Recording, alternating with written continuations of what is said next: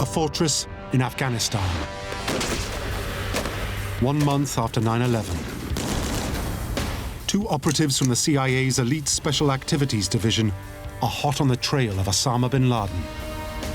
Those first teams were going into the wildest Wild West. This is the declassified story of how the CIA with elite special forces put down a Taliban uprising, outnumbered 100 to 1. It's like a scene from Armageddon. We hear from the people on the ground as it happened and reveal their footage from the heat of the battle. What's happening? There's a prison uprising.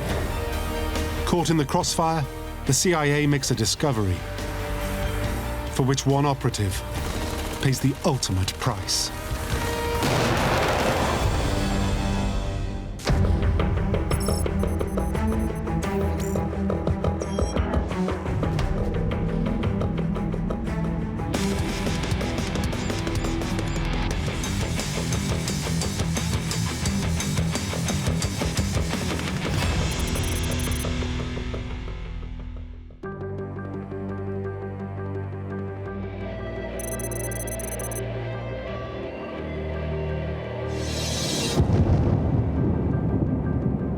America is under attack.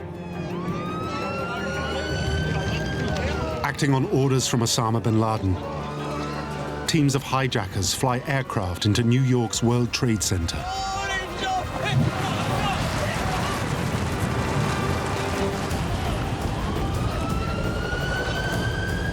Two more planes are hijacked. One hits the Pentagon. The other crashes before it reaches its Washington target. In under an hour, nearly 3,000 people are dead. It's the worst terrorist atrocity in US history. The nation is in shock. The United States had been caught so off guard by the September 11 attacks, it just seemed inconceivable that two gigantic towers and in the nation's capital could come under attack by this ragtag group of terrorists from across the world. It was not hard to conceive that there were other attacks underway. President Bush speaks to the nation and to the world. Today, our fellow citizens, our way of life, our very freedom came under attack in a series of deliberate and deadly terrorist acts. The search is underway for those who are behind these evil acts. I've directed the full resources of our intelligence and law enforcement communities to find those responsible and to bring them to justice.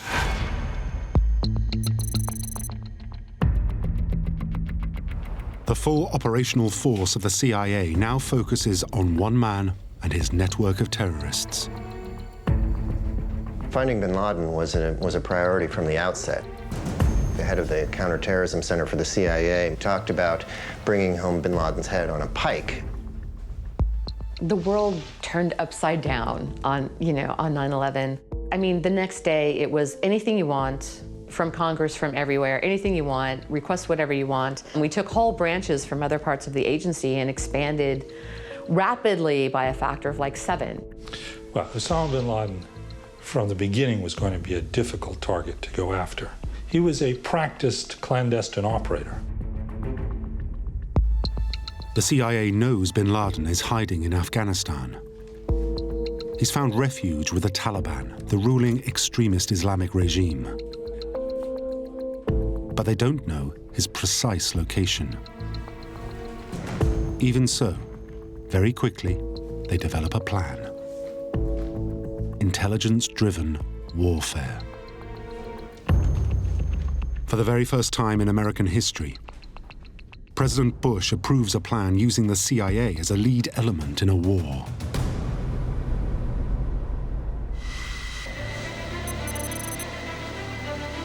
Operation Enduring Freedom is the invasion of Afghanistan.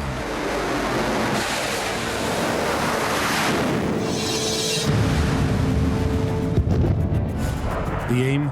To overthrow the Taliban regime and flush out Osama bin Laden. In a matter of just weeks, the Taliban are in a full-scale retreat. Thousands are captured by America's allies, the Afghan Northern Alliance.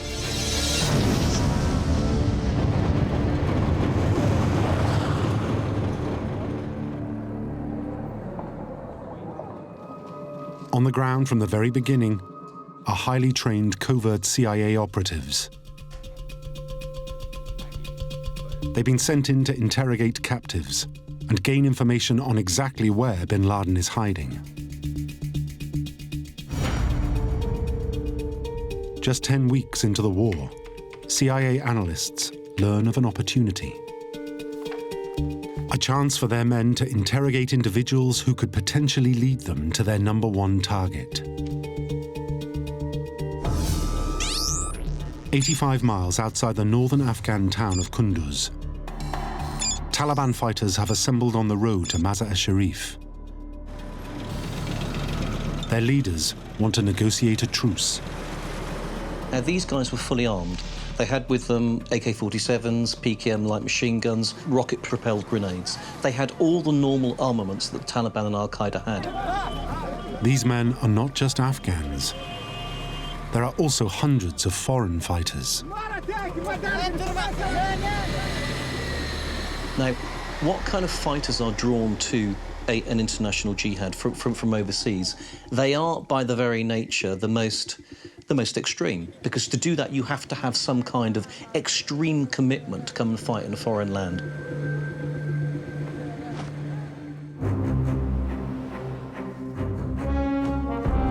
At the CIA headquarters, analysts receive intelligence that many of these hardline foreigners are in fact members of Al-Qaeda.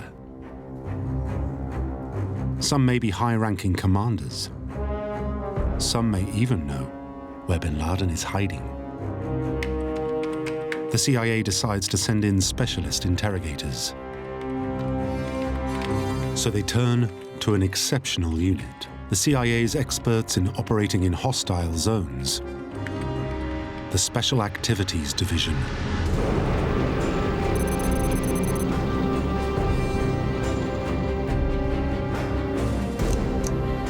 Outside the city of Mazar-e-Sharif, a two-man Special Activities Division team prepares for their mission. Dave Tyson is a Central Asian specialist. He is a fluent speaker of Dari, the language of America's ally, the Northern Alliance. With him, Johnny Michael Spann, Mike, a 32-year-old former Marine from Alabama.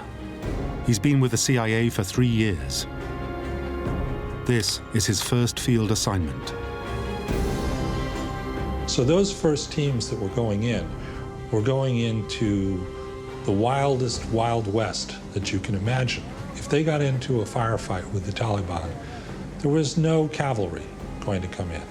They were on their own at the tippiest tip of the spear of American power. The team's mission? To persuade the surrendering fighters to reveal precisely where bin Laden is hiding.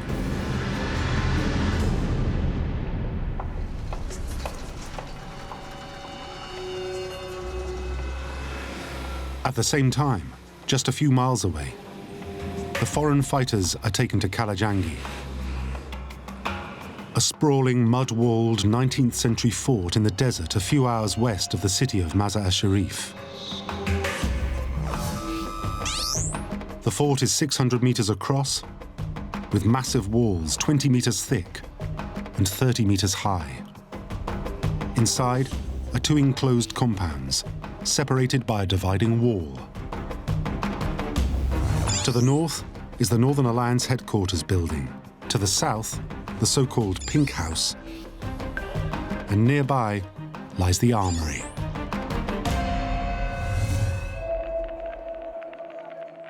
Despite its size, there is still nowhere truly suitable to house such a huge influx of men.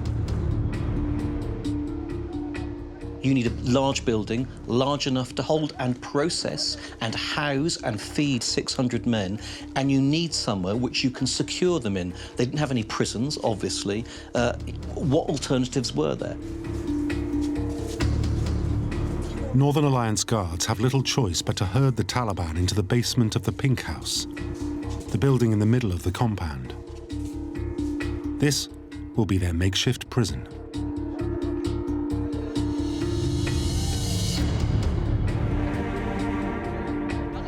But the foreign Taliban become restless.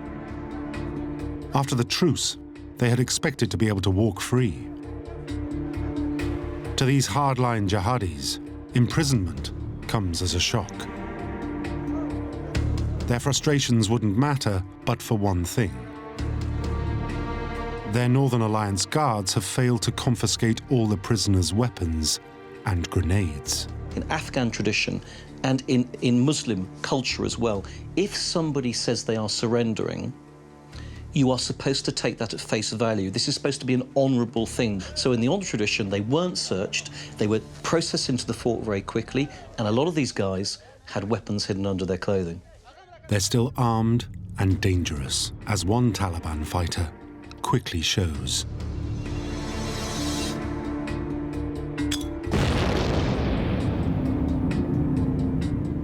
I don't know the mentality of those Taliban fighters, but I guess it's an attitude of, okay, I surrender, I make myself defenseless, but maybe not utterly defenseless.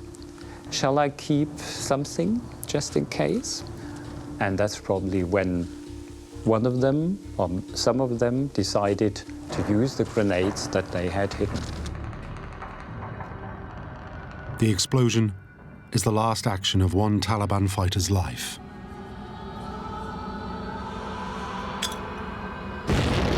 A warning of what the Taliban are capable.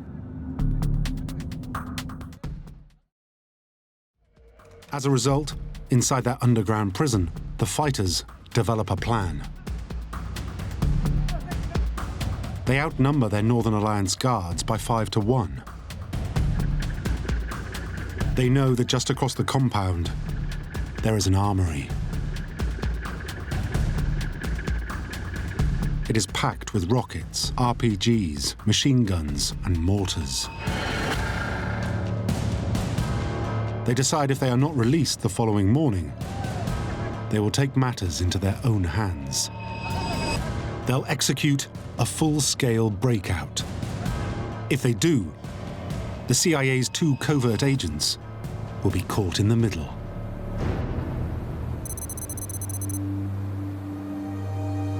The 2 undercover agents, Mike Spann and Dave Tyson, arrive at the Kalajangi Fort to begin the interrogations.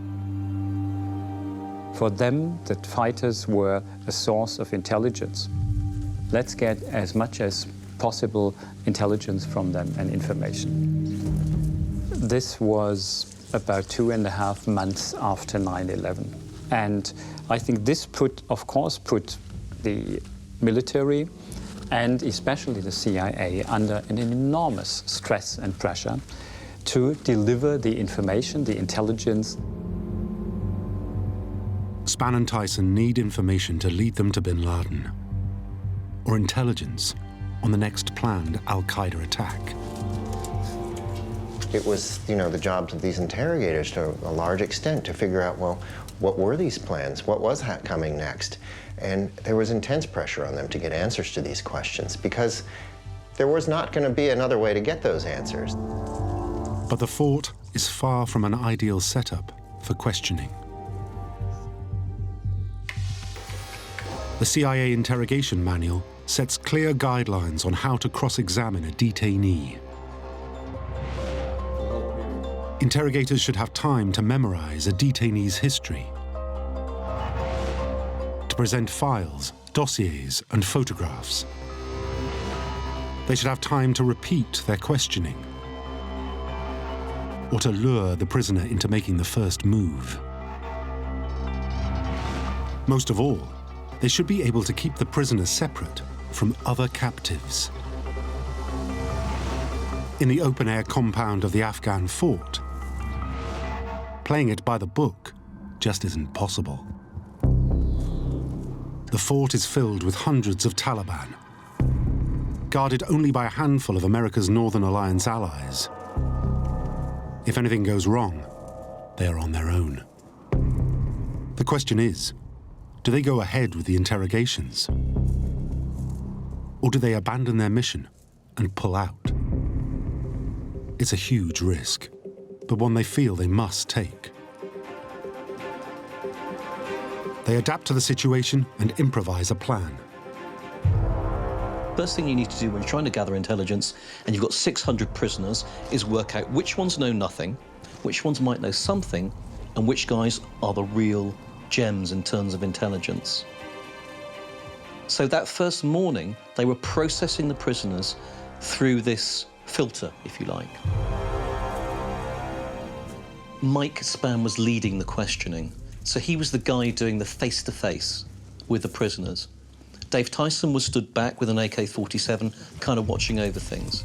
And then you had a few Northern Alliance soldiers on the battlements or at the entrance to the prison, bringing the prisoners out. But there was very few Northern Alliance guys around, so the security was very light.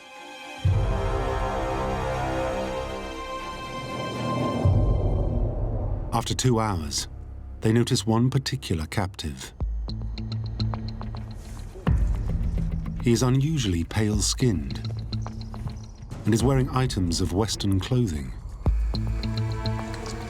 They suspect he speaks English. They realize this could be the one man they can communicate with directly.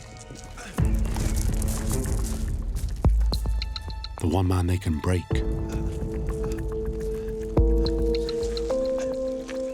But the prisoner refuses to talk.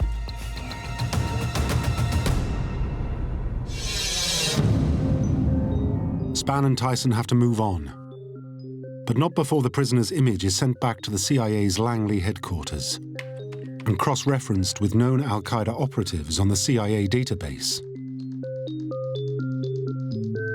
But identifying him will take time. He may be what they term a clean skin, an extremist not yet known to the CIA. So for now, Spann and Tyson are in the dark. In the basement prison, the hardline Taliban fighters realize what's going on. They will not succumb to interrogation. I'm convinced the Taliban, they were not prepared to be questioned by Americans and not by the CIA. Bear in mind, you've now got 600 of the hardest, most extreme prisoners in Afghanistan at that time, face-to-face with, as they see it, the enemy. And not just any old American enemy.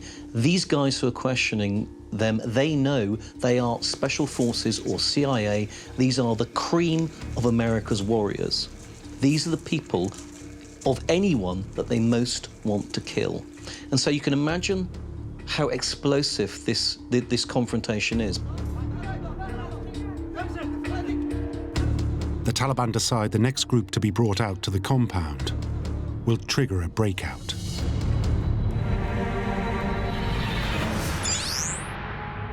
On the other side of the fort, a German journalist and his cameraman are in the northern compound headquarters building, waiting for permission to interview the prisoners. Smoking a cigarette, waiting, birds singing, wonderful blue sky, cool, fresh air. A very peaceful setting.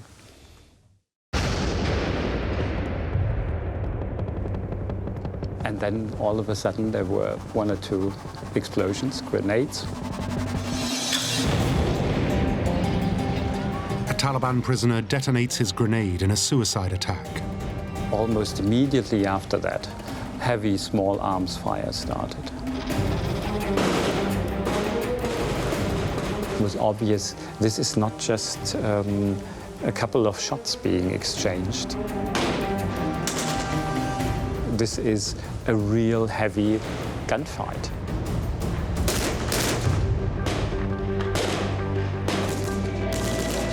And then I grabbed my sat phone and ran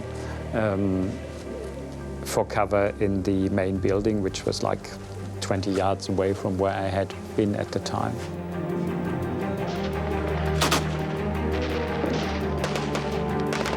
CIA operatives Spann and Tyson now realize they are facing a full-scale breakout. Spann then had a decision to make. Marines do not take a back step. They go forward. They go forward in the face of the enemy. Within seconds, Mike Spann is faced with a wave of attacking Taliban. Ambushed and outnumbered. He could have run. He could have run and saved himself, but he didn't. He stepped forward and he decided to make a stand. Just yards away, Spann's colleague Dave Tyson is powerless to help his friend.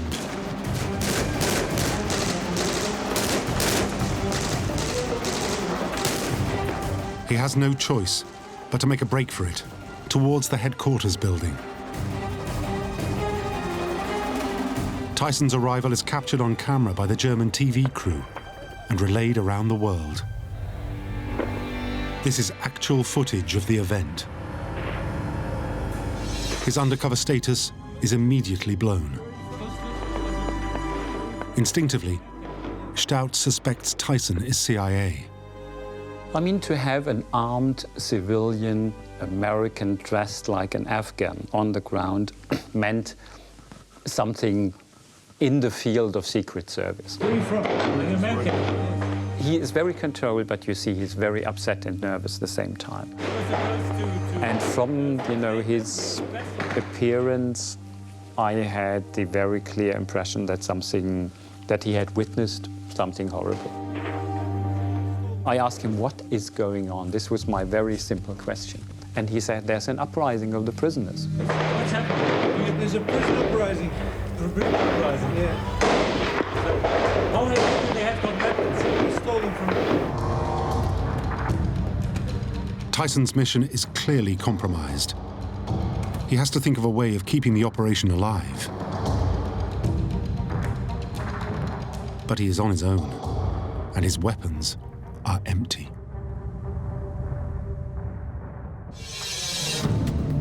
By now, the Taliban prisoners in the basement of the Pink House have killed their Northern Alliance guards. They ransack the armory.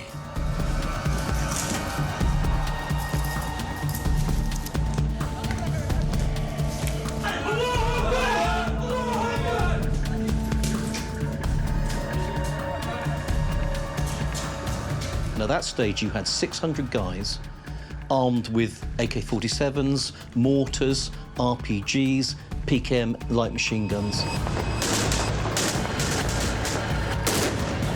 Northern Alliance allies take up defensive positions and mount a counterattack, trying to keep the Taliban at bay. It's a vicious firefight. From the shelter of the headquarters building, CIA agent Dave Tyson can hear the battle escalate.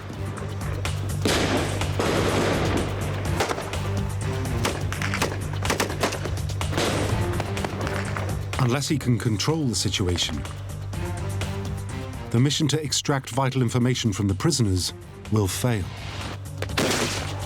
And an opportunity to track down Osama bin Laden will be lost. Agent Tyson uses journalist Stout's phone to call for backup. But he has a problem.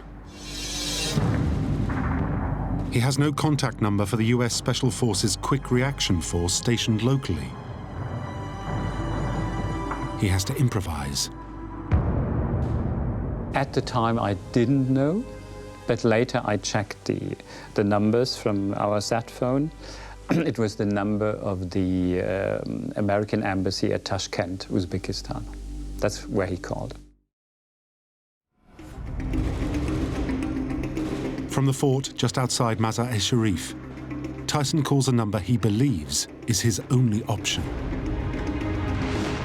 The embassy in Tashkent patches Tyson through to the US Army Central Command at MacDill Air Force Base in Tampa, Florida. MacDill route him to the Special Forces local command base at Mazar-e-Sharif. By the time his emergency call reaches a fellow CIA paramilitary officer at base, it has traveled 20,000 miles. Tyson gives a full situation report. This is the actual recording of what he said. We control the north end of the fort. The south end of the fort is in their hands. There's hundreds of dead here, at least. And I don't know how many Americans are here. We just need help to free this place up. Tyson warns that any intervention must be precise. There is hand-to-hand fighting. Enemy and allies in close proximity. And he made it very clear, he repeated it like 3 times, saying, you can't come and bomb the place. Can't hit it from the air. Because friends and foes were so close to each other that they might have killed us by bombing. On the other side of the fort, the heavily armed Taliban have identified the building in which Tyson and Stout are sheltering. They pound it with mortar shells. It must have been, I think, a mortar grenade exploding just above the ceiling, which made an enormous impact in terms of acoustics. It was so loud, and my ear went. In response, America's allies, the Northern Alliance, drive an old Russian tank onto the northern ramparts and bombard the enemy. Caught in the middle of the battle, all Tyson and Stout can do is hunker down and wait for help.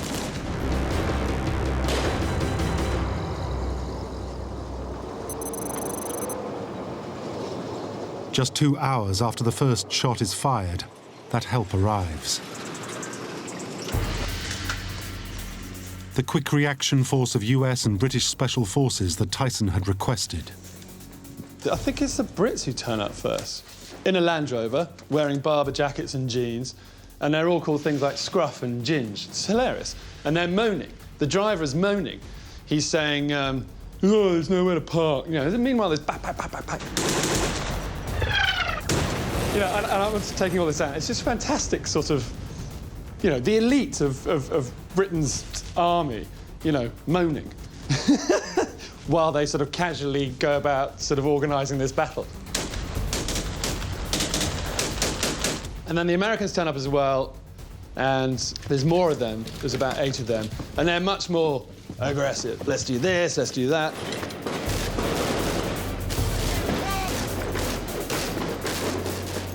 The first thing they do when they arrive is they send someone up to put eyes on, as in have a peek over and work out what the hell's going on. What are we facing here? How many people? How are they armed? The team's commander assesses the situation. He has just 15 men. His Northern Alliance allies number around 50. The enemy has 600.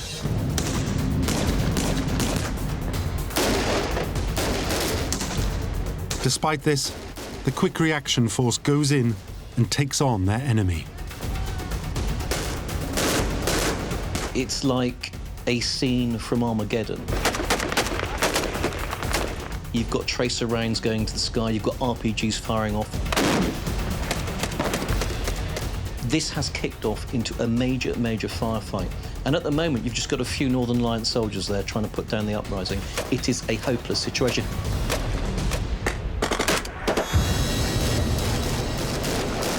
Very quickly, the Special Forces realize they're not going to be able to crush the uprising on their own. They will need to adapt. The special skill that the Special Forces have is that they are able to handle it, and that they're able to go in with the plan, and when that becomes impossible, they're able to make another one quite quickly. And that's the edge that they have. Okay, let's go.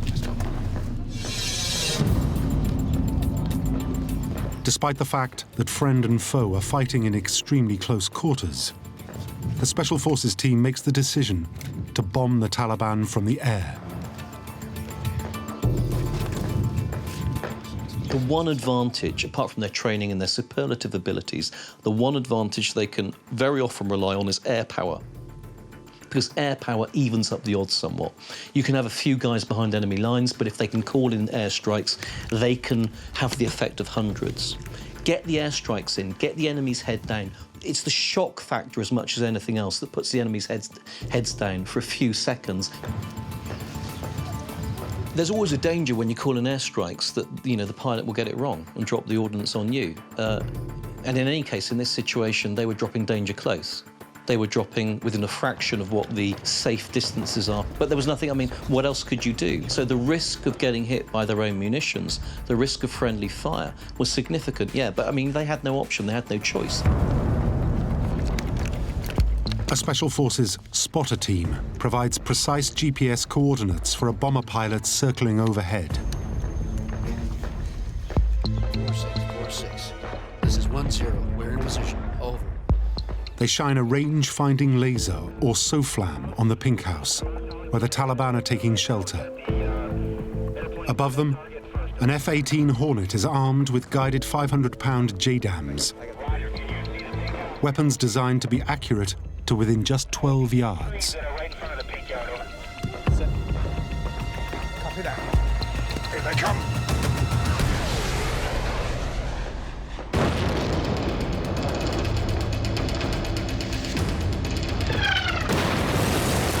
One bomb after another rips through the southern end of the fort.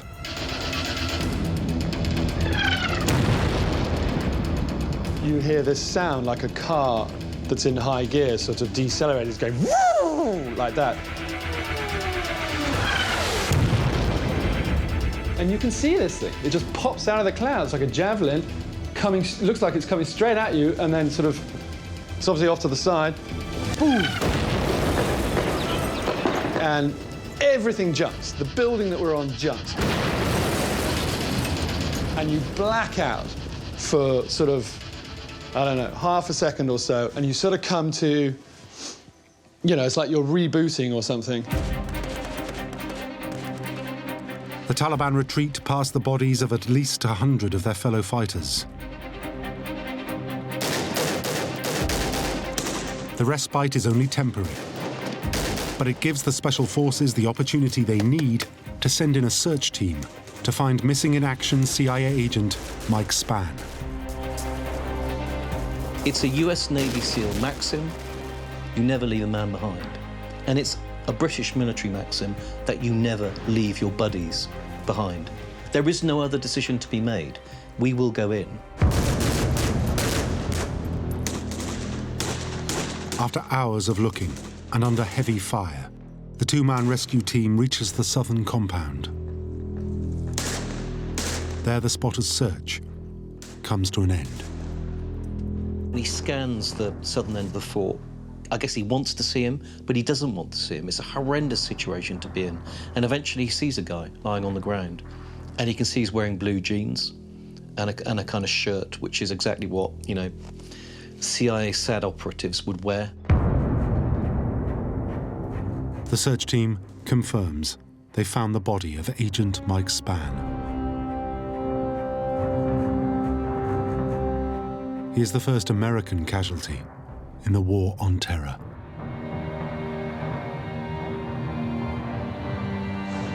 Under fire, it's simply too dangerous to retrieve his body. They can go no further. And so in what must have been the worst moment of the man's life, I would imagine, well, for both of them, they have to make the decision to turn around and leave a fellow soldier in the hands of the enemy. They vow to return for him.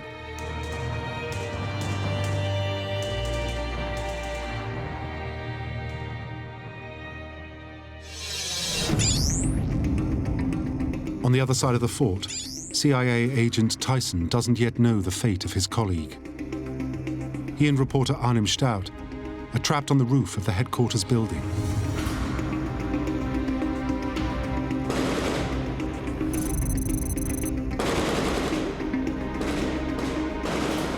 Tyson knows, before nightfall, he must find a safer place from which to plan a strategy for somehow resuming interrogations.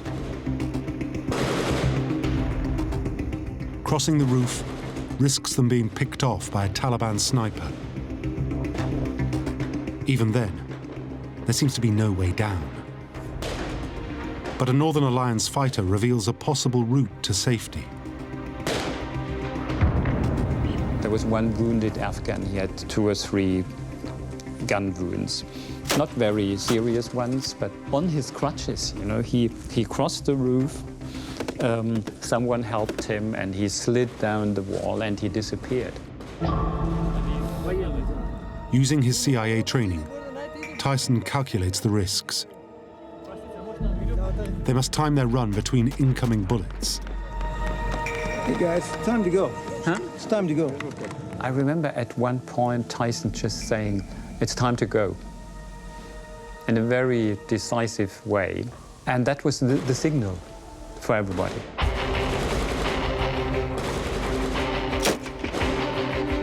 And then one after the other, we crossed that roof. We slid down the wall. We ran towards that clay road, and there was a van there. You know, like out of nothing, there was a van as if we had ordered a cab, you know?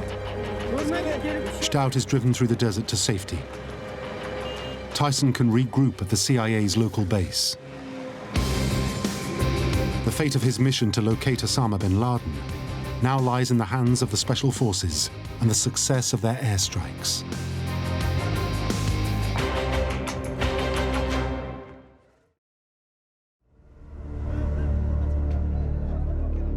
In the basement of the Pink House, the Taliban face their second night in the fort.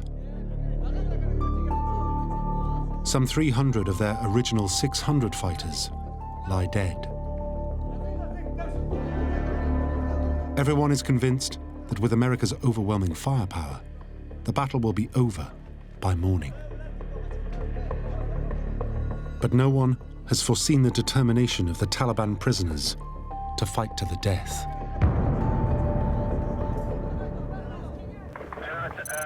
Setting up comms right now, over.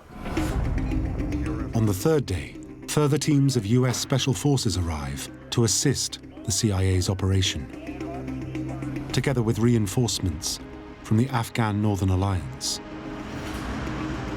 Inside the Pink House, there is no sign of surrender. So the air bombardments continue, despite the CIA's concerns that friend and foe are simply too close. But this time the bombs used won't be a standard 500-pound JDAM. This time, they're 4 times as big.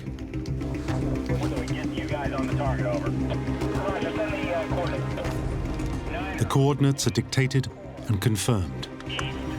0, 6. And a countdown is given. 1, 2, 9er. Hey, Mr. Beasley, they're about ready to drop. Pull back at this time. Journalist Alex Perry joins the Special Forces teams, calling in the strikes.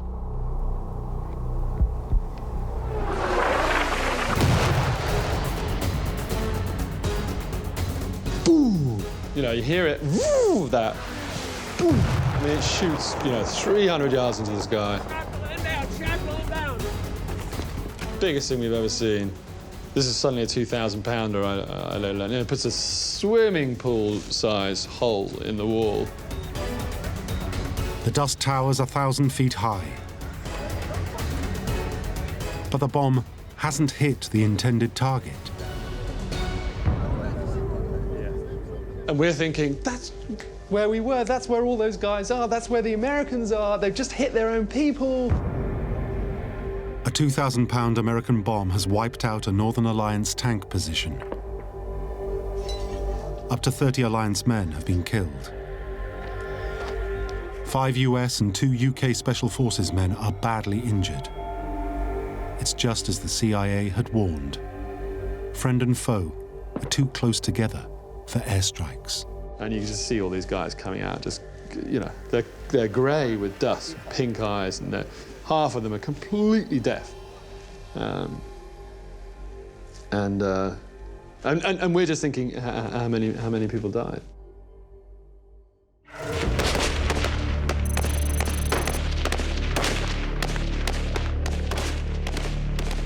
Day after day, the battle rages on.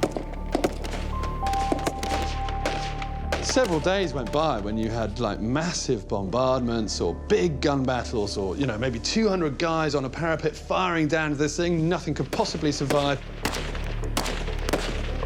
And you go back the next day and it's the same situation and you're back to square one and it starts again. Taliban deaths are in the hundreds. Still, many fight on. Others regroup in the basement of the Pink House. Will any be left for the CIA to interrogate? And if you look down on this quadrant, there were hundreds of bodies. And you're like, well, how, you know, it looks to me like everybody's dead. And you could tell that there was almost no one firing back. Maybe one, maybe two. So our assumption was, everybody's dead, but we were wrong. In their Pink House refuge, the remaining Taliban are armed, defiant, and still refusing to surrender. I think at some point it was obvious to them they would all die there. The Afghan Northern Alliance are now in charge of the fort. But how can they flush out the remaining Taliban? They try firing into the building with guns and RPGs. They pour oil through the tiny windows and set it on fire. This may sound brutal, okay? This may sound medieval and horrific, but bear in mind, they weren't trying to force them out to kill them.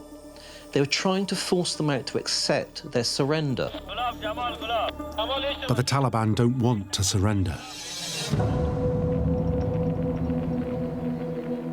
Eventually, the Northern Alliance has just one remaining option: to flood the Taliban from their refuge. They divert a nearby stream directly into the Pink House basement.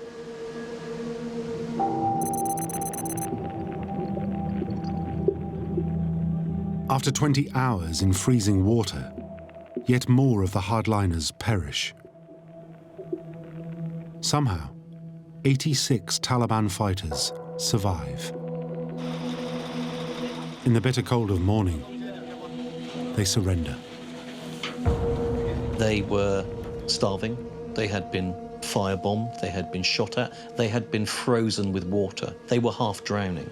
But they came out of that basement largely to a man full of hatred and full of defiance. To the men of the Special Forces, it is mission accomplished. But to the CIA, it's only the beginning. At last, they can return to interrogate the Taliban prisoners for vital information on Osama bin Laden's hideout. The CIA have to find out if the pale-skinned Taliban Spann and Tyson had picked out 6 days earlier survives.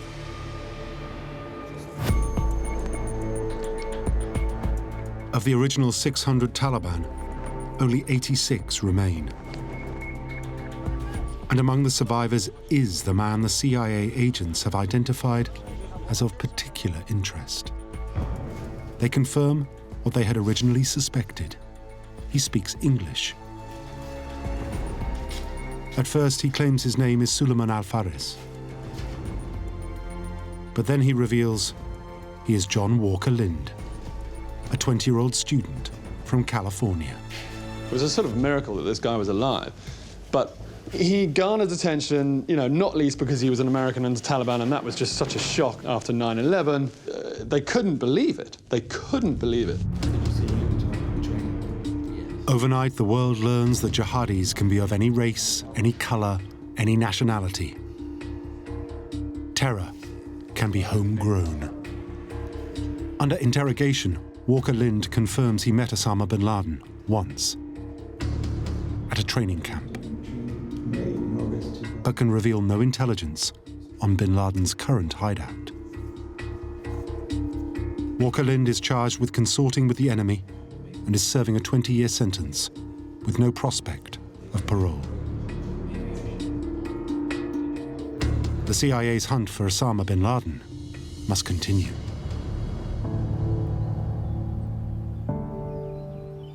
In the fort, the US Special Forces retrieved the body of CIA agent Mike Spann. It had been booby-trapped by the Taliban. A CIA officer for 3 years and father of 3. He is the first American casualty in the war on terror, buried with full honors as an American hero. As for his colleague, Agent Tyson, despite his cover being blown by the TV crew, he remains working at the CIA. In operations reports, he has been referred to variously as Dave, Dawson, and Olson. His current identity and whereabouts is known only to a few. Yeah, we went to the compound the next day just to say hello. Did you get home safely? Are you okay? I gave him my business card. I mean, obviously, he didn't give me any. Only now has the depth of the CIA's involvement in Operation Enduring Freedom, the invasion of Afghanistan, been revealed. A tiny handful of Special Forces soldiers from the CIA mainly basically managed to roll back the Taliban with air power across the whole of the north of the country within a matter of weeks. The work of the CIA's interrogators like Mike Spann and Dave Tyson in those early days provides crucial information in the pursuit of Al-Qaeda and the hunt for Osama bin Laden.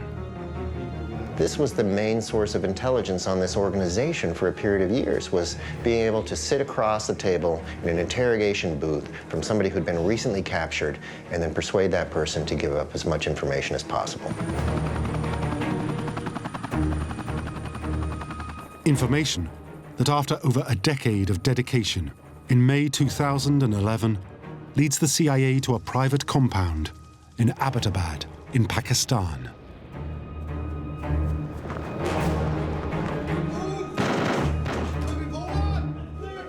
And to the death of America's most wanted, Osama bin Laden.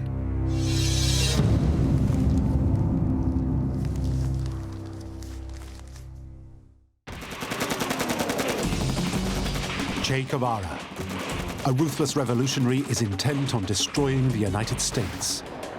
Che Guevara was a cold-blooded assassin. He had an unbelievable desire of killing people. In the 60s, he's causing mayhem in Bolivia to spark off revolutions throughout South America that will destabilize the area and threaten American interests. He has to be stopped. So the CIA turns to top agent Felix Rodriguez. I think it was very personal for Felix. He saw a lot of his friends die.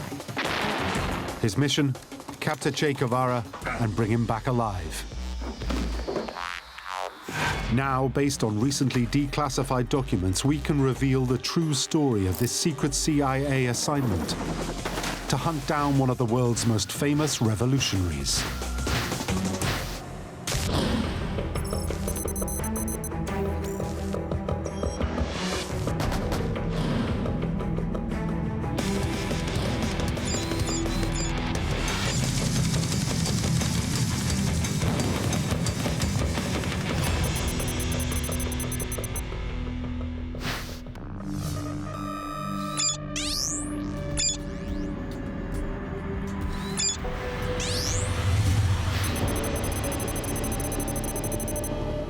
In a remote area of the southern part of Bolivia, a unit of government soldiers are out on a routine patrol.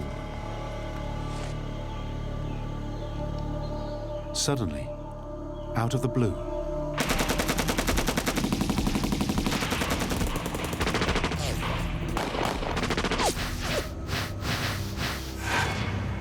seven are killed. 12 soldiers are taken prisoner.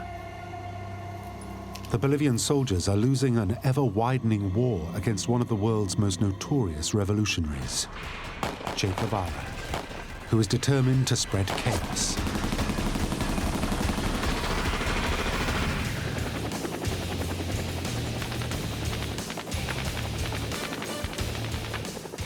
Che knows the current Vietnam War is tearing the US apart. His aim is to create similar confrontations throughout South America to drag them into it. This, he believes, will allow communism to finally triumph. He wanted to create 100 Vietnams for the United States so that the United States would be putting out fires. He knew that the American public had no appetite to send troops all over the world. So that was his ultimate goal, bringing down America, which he believed was this imperial threat. He hated America. In 1961, Che wrote, "The US is the great enemy of mankind. Against those hyenas, there is no option but extermination. We will bring the war to the imperialist enemy's very home, to his places of work and recreation. The imperialist enemy must feel like a hunted animal wherever he moves. Thus, we'll destroy him."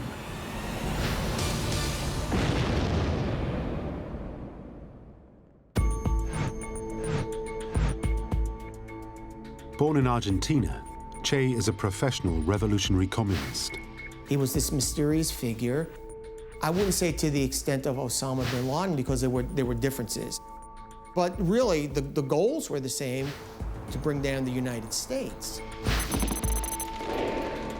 He fights against the US-sponsored coup in Guatemala. He leads the Cuban Revolution with Fidel Castro and overthrows the US-backed government. If you were going to be a revolutionary, you had to be a hard person. You had to be dedicated. You had to believe in what you were doing, and you truly did. To students and revolutionary youths the world over, he is a hero, a freedom fighter. He was young, he was handsome, he was articulate. He had this reputation. Che believes the United States backs right-wing dictatorships, and those dictators exploit their own people. Only armed resistance, he argues, will address this imbalance. And that's what made him really popular among the masses or amongst college kids in the United States, that kind of idealism that indeed we are an egalitarian society and we're going to level the playing field, so to speak. He's writing how-to books on revolution that are being used by revolutionaries all over the world and being read on college campuses in the United States. He was the picture of revolution.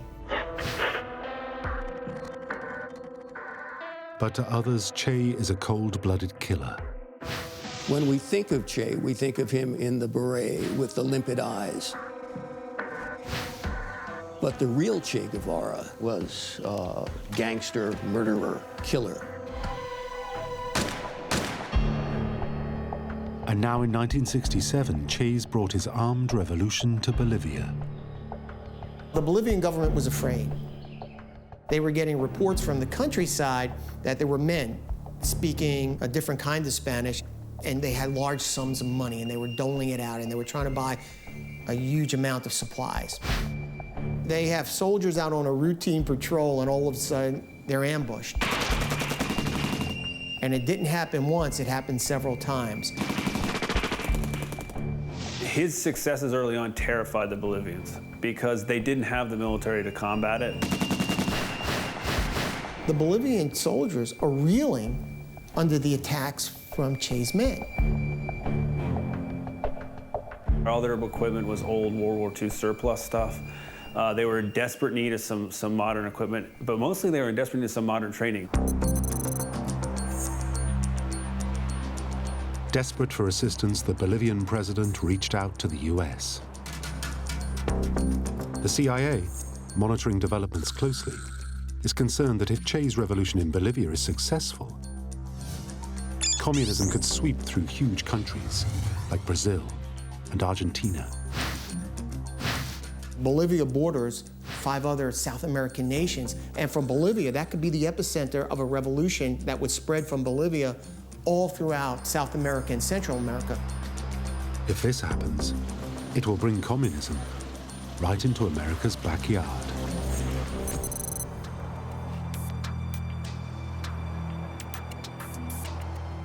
At first, the American response is cautious. Clearly, they need help. But we didn't want American soldiers going into the field and dying, because we're already engaged in Vietnam, and we did not want that to escalate into South America, into our hemisphere. Just 17 Green Berets have flown in. Their mission is simply to train the Bolivian soldiers.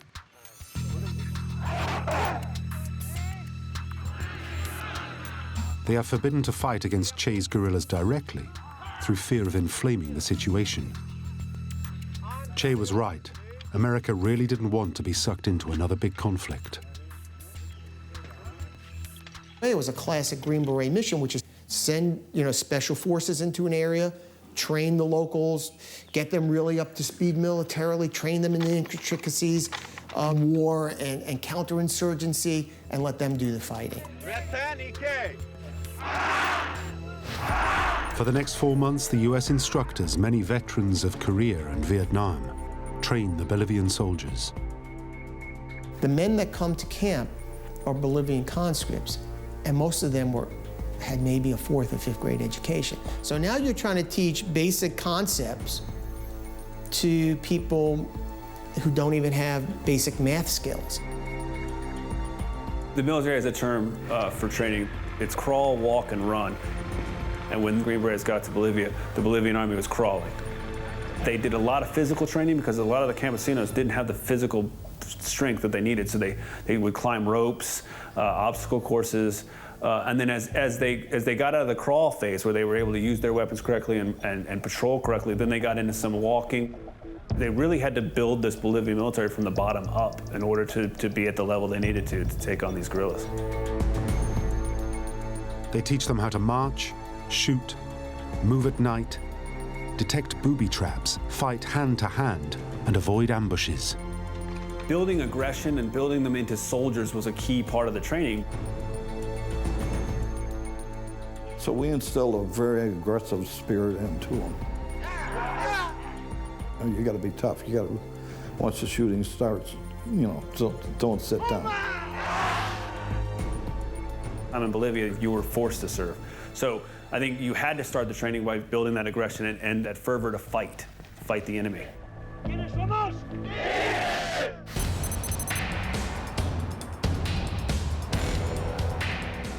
The problem facing Washington is not only are the Bolivian army poorly trained, but intelligence on the ground is virtually non-existent. Our intelligence network at that time wasn't great. We were so focused on the Soviet Union, we had very little intelligence on them. There was so much conflicting information, and that built into the whole myth of Che, this boogeyman. And did he have hundreds of men, thousands of men? So the CIA calls in one of their top agents, Felix Rodriguez, to lead the hunt for Che. 26-year-old Felix is the perfect man for the job.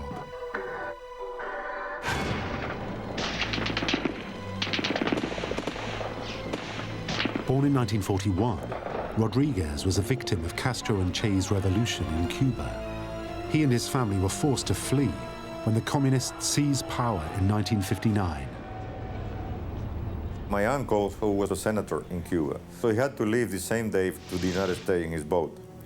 And of course, they ransacked his house. And then when I started looking at what was happening in my country, that's really what decided me to do something about it. Felix left school to fight against Castro. He felt a motivation to go and do this. It was very important to him, and he's been fighting communism ever since. I think it was very personal for Felix. He saw a lot of his friends die. He saw a lot of their businesses confiscated. He saw a lot of good people hurt. The young Rodriguez develops a deep loathing for Che Guevara. Really, he was a cold-blooded assassin. He had an unbelievable desire of killing people. He always hated the United States tremendously.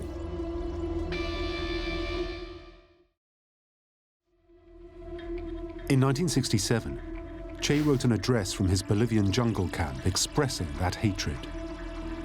Hate, as a factor in the struggle, intransigent hatred for the enemy that takes one beyond the natural limitations of a human being and converts one into an effective, violent, selective, cold killing machine. Our soldiers must be like that. A people without hate cannot triumph over a brutal enemy. Our every action is a battle cry against imperialism and a battle hymn for the people's unity against the great enemy of mankind, the United States of America.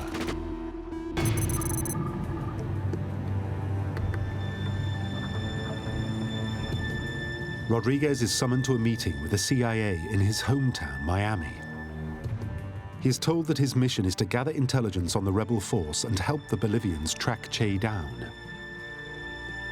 One thing is made very clear to him. His job is to bring Che Guevara back, alive. Felix was recruited because he had a long history working with the CIA at that point. He had been part of the advanced teams that went into the Bay of Pigs, and then he had also worked on some other operations to try to overthrow Castro. So he was well known in the Cuban exile community and was well known by the CIA and had worked for them in the past.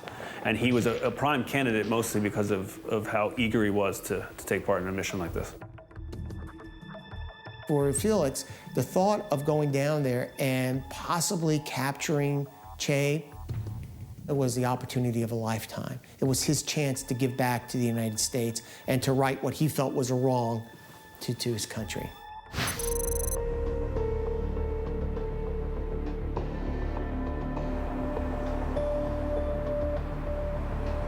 Rodriguez goes to Washington and moves into a safe house to prepare for the top-secret mission.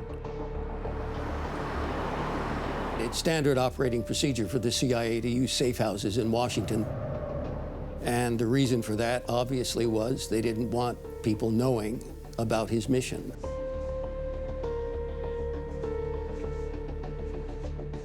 Rodriguez is then given what little intelligence the CIA has on Che.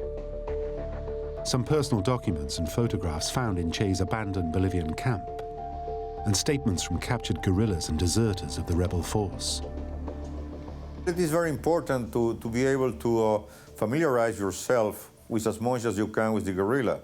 You want to know exactly how they feel, the way they operate, and that's important when something happens in the field.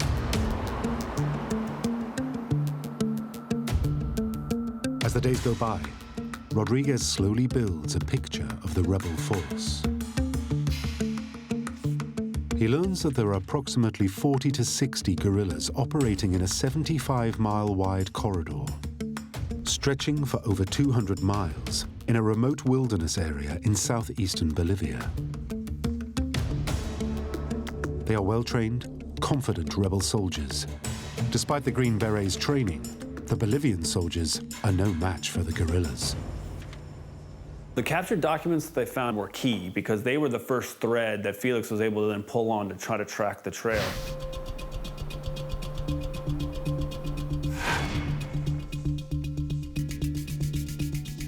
In the course of his preparation, Rodriguez starts to focus on one particular rebel, a man named Paco. Paco was a Bolivian who thought he was going to Cuba to study. Instead, his uncle takes him to Che's camp and says, "You're not going to Cuba. You're fighting for the Bolivian Revolution." And he said, "What Bolivian Revolution?" Felix identified him as one of his key targets because it was easy to figure out his motivation. And I think a lot of times intelligence officers are looking for the people who have a reason to talk. And I think Paco's reason to talk was pretty simple. He was an unhappy guerrilla. Rodriguez now develops a plan. If he can find Paco, he can potentially turn him and gain information that would lead them to Che.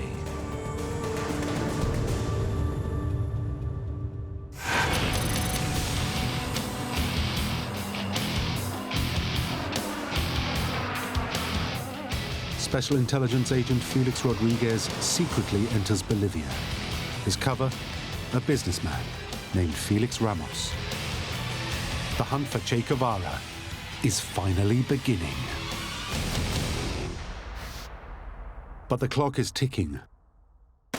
From March through to July 1967, Che and his guerrillas strike the Bolivian soldiers at will with devastating effect. They were overmatched by these Cubans who had really honed their craft not only on the Cuban Revolution, but also later in the Congo and some other places.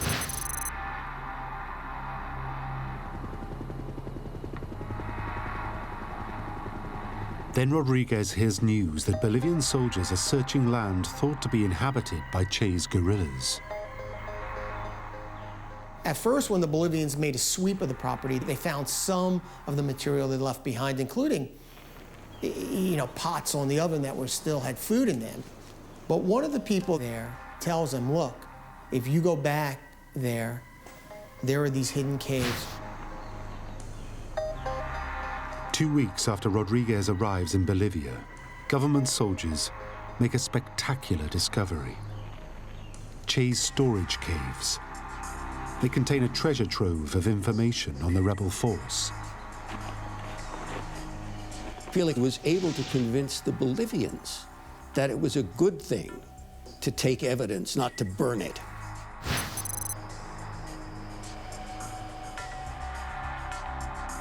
Back in his local CIA station in the Bolivian city of Santa Cruz, Rodriguez is presented with the guerrillas' documentation of their contacts in the country, deciphered radio messages from Cuba, and travel information with false names and photographs of the rebels. One of the things that Felix understood about counterinsurgency is that revolutionaries like to keep journals and make notes. And what he was able to do was exploit these papers, because the exploitation of intelligence, when you pick it up from a guerrilla camp or a cave or off the body of a dead guerrilla, it can prove hugely valuable.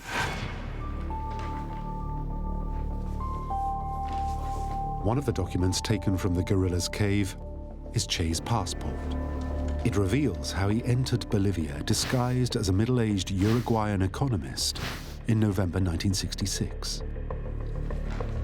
Rodriguez spends hours combing through every wallet, photograph, notebook, and scrap of paper recovered from the abandoned guerrilla cave. Che was a prolific writer, so he loved to write, and he was very disciplined. He kept all of his details of the operation and all the contacts and all the notebooks in caves. Every day, Che carefully records the events of his guerrilla campaign in his personal diary. His captured writings provide Rodriguez with a valuable insight on how and where Che's guerrillas operate, who his colleagues and collaborators are, and what Che is thinking. From a military point of view, we had 3 new battles with losses for the army but none for us. The morale of the guerrilla movement is growing stronger, and if handled well, will certainly guarantee success. Che chose Bolivia because it was a central part of South America. And what his hope was to start the revolution there and then be able to spread it out into the rest of South America. They believe that if you have a small group of men who are really dedicated and they start the revolution in a rural area, they can recruit the peasants, and that would spread throughout the countryside and eventually make its way to the cities. And then they would take over. Che's writings reveal plans to create a major uprising using the Bolivian peasants. But as he reads on, Rodriguez discovers Che's strategy isn't working. The locals are not joining them. The peasant base has not yet been developed, although through planned terror we can neutralize some of them. Not one enlistment has been obtained. Rodriguez realizes that Che has wildly miscalculated. He has focused his operation in the wrong part of the country. Che should have chosen the area around Bolivia's capital city, La Paz. There are really 2 Bolivias. There's the Bolivia that's really active around La Paz, and you have tin and copper mines, and you have unions that are there, and you have the university system and students. That would have been ripe for revolution. But Che, for some reason, he picked this area of Bolivia that was remote, that was scrubland. He picked an area where the peasants, the poor farmers, spoke a different language. They really didn't speak Spanish. And so when he came into the area, they were very suspicious of outsiders. People were just looking to eke out a living. They were just looking to survive. They had no idea what revolution was.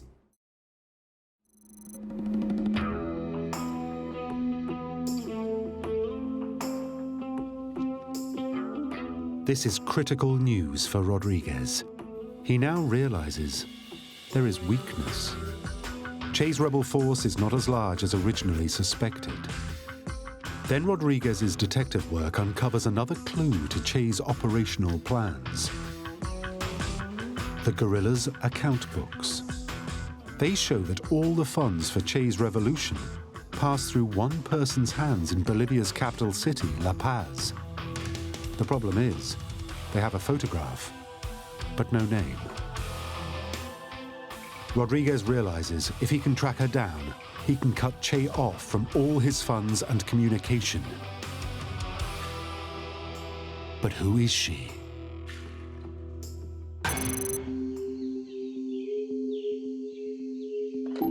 Then, a critical piece of intelligence comes through to Rodriguez's CIA station in Santa Cruz. In a remote area of the country, a local farmer reports that he's spoken to some guerrillas. They had turned up and asked him where they could safely wade across a swollen river to get some supplies. The guerrillas had no support from the people because they attempted to contract with a farmer who was going to give them a safe way to cross the river. So they were using the locals to help, while the locals sold them out to the Bolivians.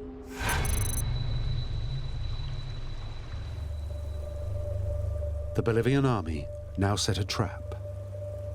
They tell the farmer to put a white curtain on a tree to let the guerrillas know where it is safe to cross.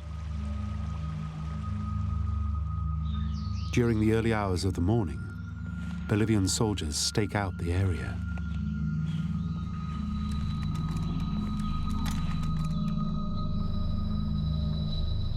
From his base in Santa Cruz, Rodriguez urgently calls the Bolivian commander and tells him that it's vitally important that any prisoners taken are kept alive so he can interrogate them. Felix understood that you don't get intelligence by killing people. You get intelligence by making them your friends and eliciting information from them, and he was very good at that.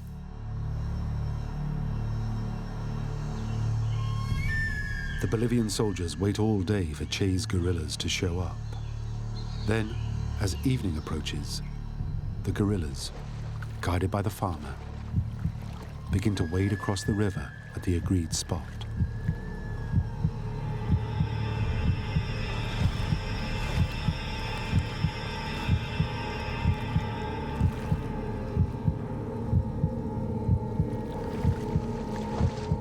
As they reach midstream, the Bolivian soldiers open fire.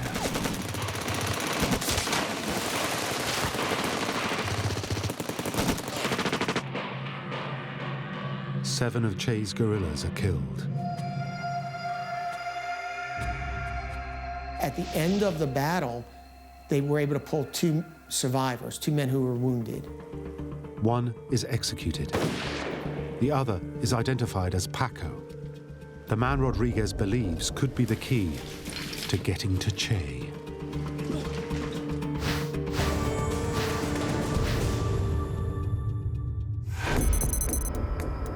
Rodriguez receives the news of Paco's capture.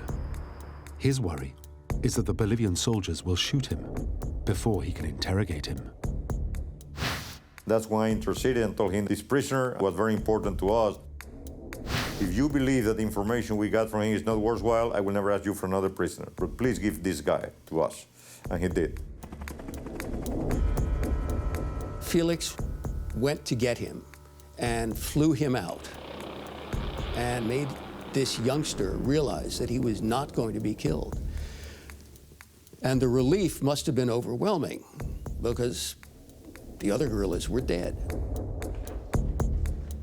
He was wounded in 2 places. Not lethal, but he was wounded in here and in this place here, in these 2 places here. So I did pay for a nurse from a hospital to come over and to treat him. And we were able to save his life. Back in his base in Santa Cruz, Rodriguez can now begin the most important part of his mission. He can interrogate the person who he thinks could lead him to Che. At first, Rodriguez plays the nice guy. He gives them clothes, he lets them, buys them magazines, he allows them to write letters home. And on the flip side, he starts building rapport with them just by talking to them. Little by little, Rodriguez gets Paco to open up. I could tell that the guy had a tremendous memory. He would cite a location where he was months before, and he could give you the address and the name of 15 people. And that's very unusual. After 2 weeks of interrogation, Rodriguez realizes the great revolutionary Che is in even more trouble than he thought. From Paco, he was able to find out that this was a very fractured unit. There was a lot of infighting. There was no harmony. This was a dysfunctional revolutionary band. They didn't have enough food. They weren't able to scrounge from the people because the people weren't supporting them. What it did is it degraded his force to the point where they were really combat ineffective. A lot of the Bolivians wanted to desert and go back to their families. The Cubans were hardcore, and they said, no, you're not going to desert. And the Cubans basically took over. Thanks to Paco's information, Rodriguez now realizes that Che's guerrillas are on the point of collapse. And he realized there weren't hundreds of soldiers out there. There was this small unit, they were a ragtag unit, and really, it wasn't whether we're going to beat them, it's we need to get Che.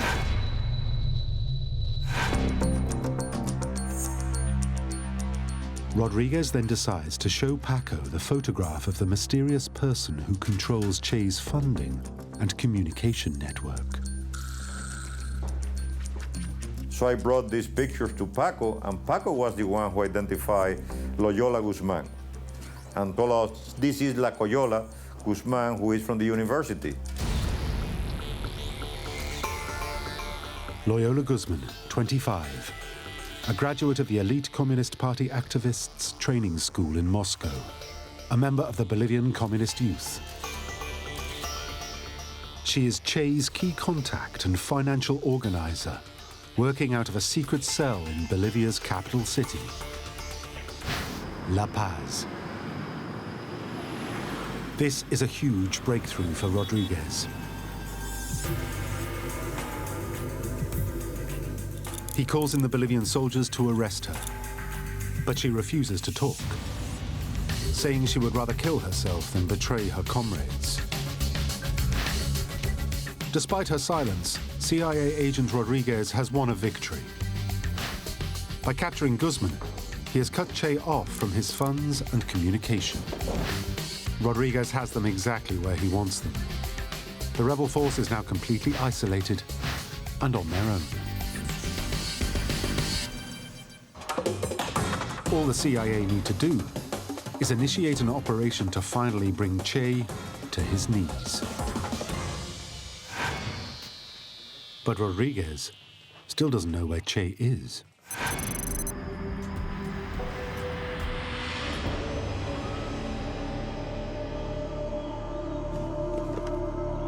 Then there's another breakthrough. Bolivian soldiers fire on a small band of guerrillas. 3 are killed. The 3 men are brought in on the back of mules.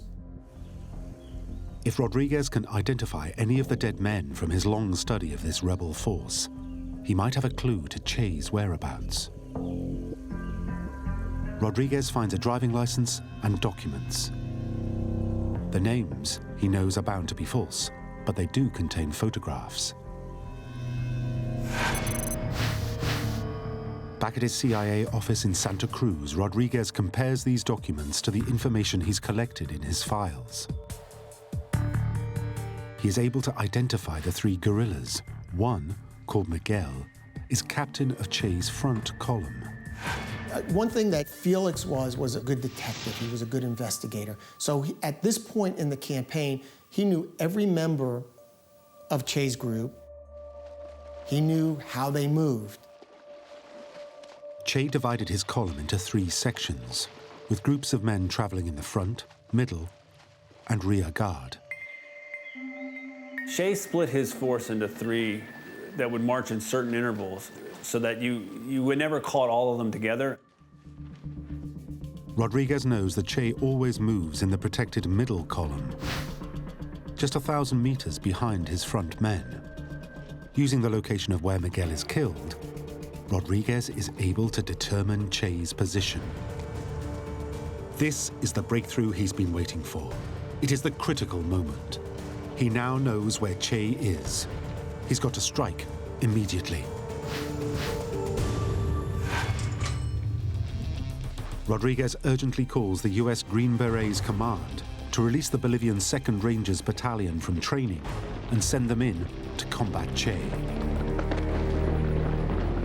I said, we are convinced that Che Guevara is in the area. At first, there was pushback. They said, they're still training. They haven't even had their graduation ceremonies yet. How are we going to send them out there? Felix argues that this is the last bit of training. This is the parade and the hand-holding of the medals, and it's not as important as what they know already. I said, we have to move the battalion right now. We want to get him. Rodriguez eventually gets his way. The Bolivian battalion are dispatched immediately to hunt Che down.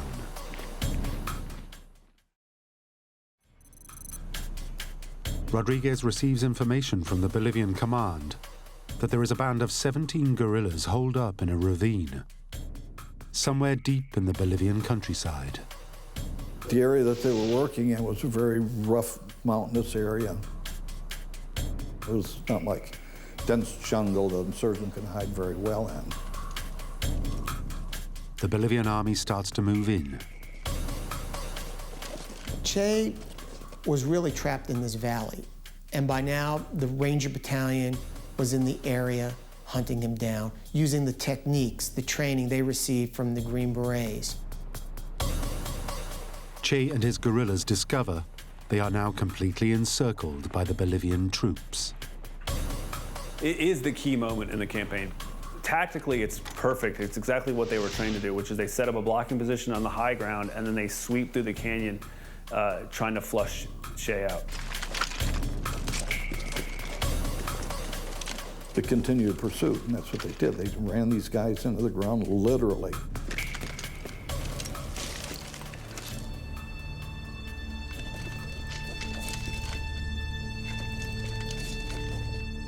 As the guerrillas try to escape, the soldiers, all recent graduates of the US Army Special Forces training camp, pick them off.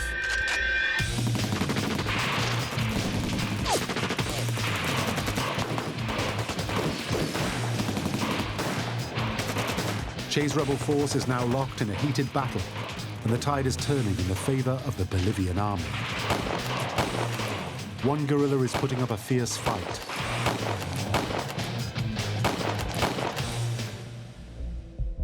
A bullet strikes him in the leg and he collapses on the rocks. As the soldiers ask him to identify himself, he shouts, "Don't shoot me. I am Che Guevara, and worth more to you alive than dead."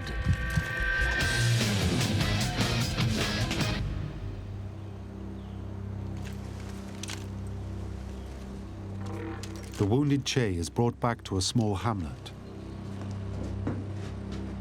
He is kept under guard in a schoolhouse until the Bolivians decide what to do with him.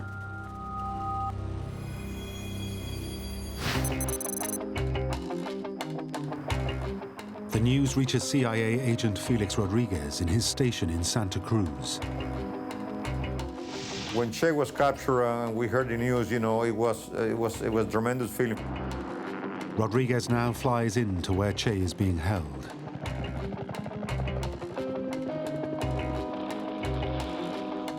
The first thing he does is photograph all of Che's captured documents.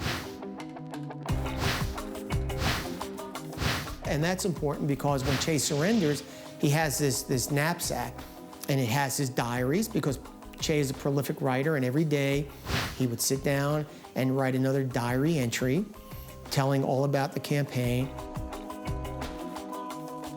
And Felix Rodriguez recognizes immediately just how important this is. He's going to start taking pictures of the diary for the CIA so they can process it. These pages document in detail Che's 11-month military operation in Bolivia and his revolutionary thoughts. It will help to inform the CIA on how communist-backed guerrillas plan and cement their armed revolutions. But then Rodriguez learns something alarming.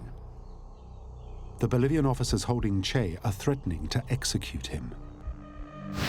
This is directly against Rodriguez's orders to keep him alive so the CIA can interrogate him. Felix's mission there, though, is really to try to save Che's life, because the CIA at that point had told him before he left, we want this guy alive. If you can get Che alive, get him alive. Rodriguez now appeals to the Bolivian military's top brass to halt the execution. The answer comes in a coded call, sealing Che's fate. We had a very simple code: 500 Che Guevara, 600 dead, 700 alive. Rodriguez is given the code 500 for Che, 600 for dead. Che is to be executed.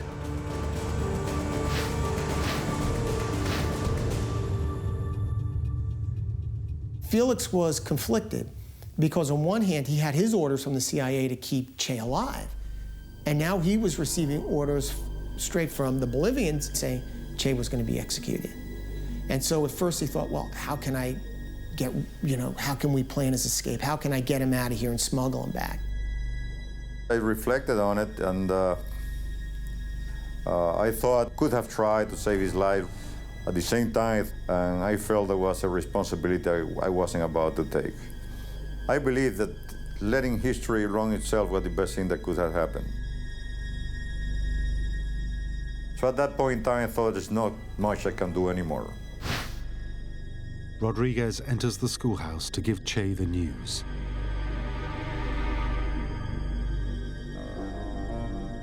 These two men have been playing a lethal game of cat and mouse. And now, the final confrontation. Che would talk to no one. He would not be talked to, but he talked to Felix. And the question has always been why. And to me, the answer is that Felix treated him like a man.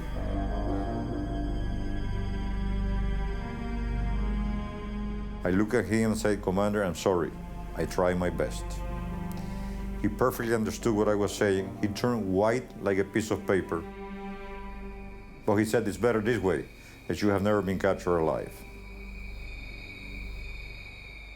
And then he changed the expression and said, "And if you can, tell my wife to remarry and try to be happy." That was the last word.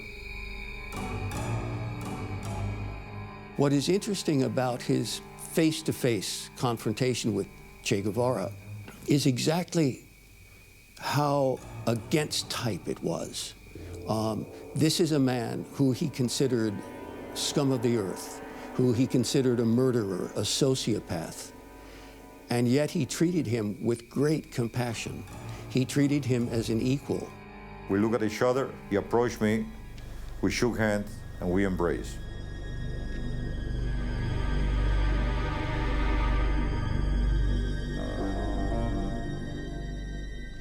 Rodriguez asks if he can take a picture of the two of them side by side. Che agrees. I gave my camera to the pilot, and I stood next to him, and some soldiers next to us put my hand around him and said, "Commander, look at the little bird." And he laughed. It's a Cuban saying, "Mira el pajarito," when you tell that to kids, look at the little bird. Actually, when I gave the film to the CIA, I told them there's a picture of Che with me laughing. Of course, when he saw the picture was going to be taken, he changed the expression. This is the last picture taken of Che alive.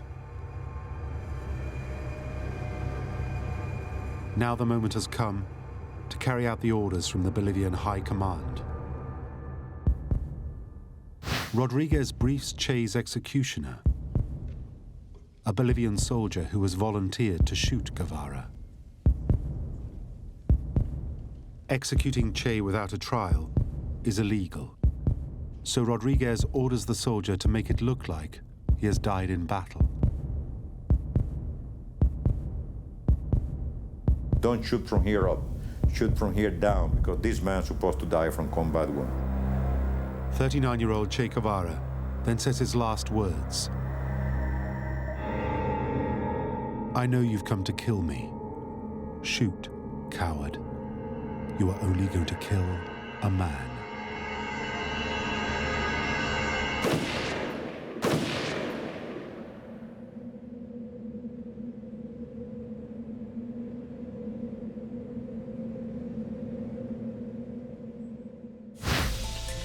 So ends the life of one of the most famous revolutionaries of all time. The man who set out to overthrow US-backed governments and destroy America lies dead. Che Guevara was a charismatic, provocateur, revolutionary, gangster, murderer who's hugely unsuccessful in Bolivia. And I think he met the fate he deserved. Che's body is flown to a local town where he is laid out for public display. It's a message to everyone. Revolutionary terrorism will not triumph.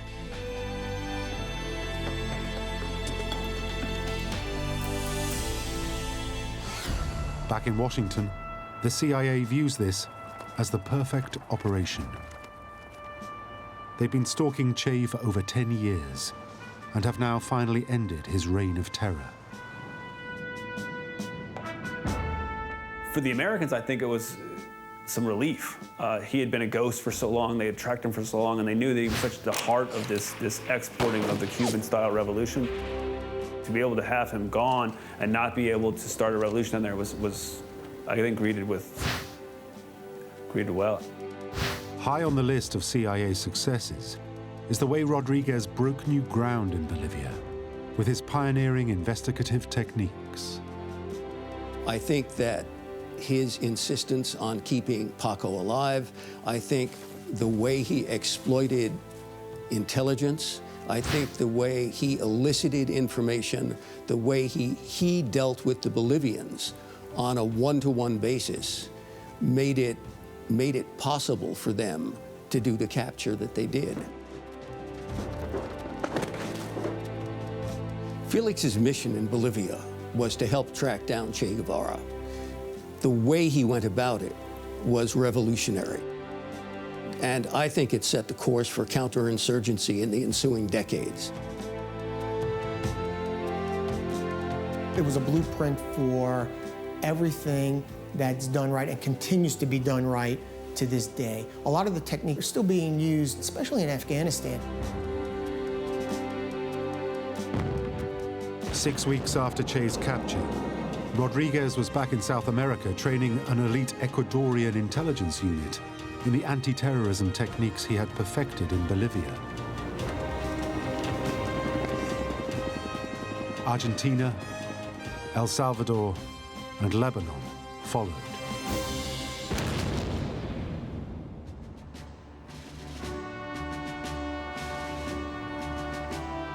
In 1969, the man who caught Che Guevara became an American citizen and enlisted in the United States Army. During the Vietnam War, he flew over 300 helicopter missions and was shot down 5 times. He received 9 crosses for gallantry by the South Vietnamese government. And during his career with the CIA, Rodriguez was awarded the Intelligence Star for actions of extraordinary heroism.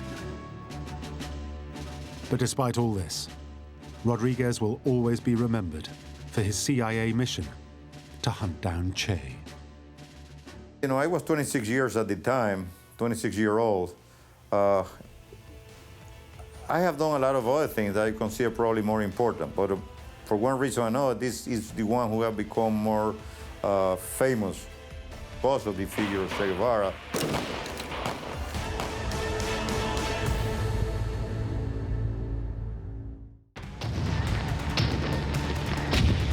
March 2011. Libyan rebels rise against Muammar Gaddafi. What at first appears to be a spontaneous uprising is in reality the culmination of a carefully managed, top-secret, 30-year-old CIA operation. The goal here is to get rid of Gaddafi, to overthrow him. For decades, America has been plotting to remove the man it branded the mad dog of the Middle East. Gaddafi was a chief sponsor of terrorism.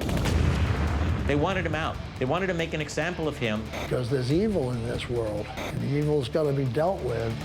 What few people know as the rebellion against Gaddafi unfolds is that the man leading the uprising is in fact a long-time CIA contact. Khalifa Haftar and his lieutenants were trained by the CIA to remove Gaddafi. There's a bunch of Libyans, you give them arms, say, all right, go, get rid of Gaddafi. His relationship with the CIA dates back to the 1980s. He'd returned to Libya 20 years later to finish a job that was left undone. Recent investigations reveal that the Libyan rebels are directed and coordinated by CIA experts on the ground. This is the top-secret account of the true extent to which the CIA was instrumental in the Libyan revolution, which took down Gaddafi.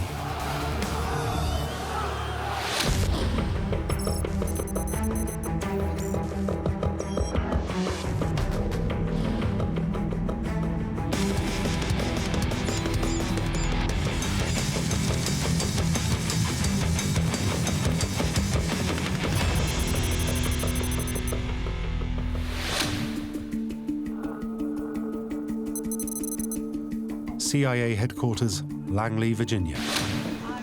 The North Africa desk is buzzing.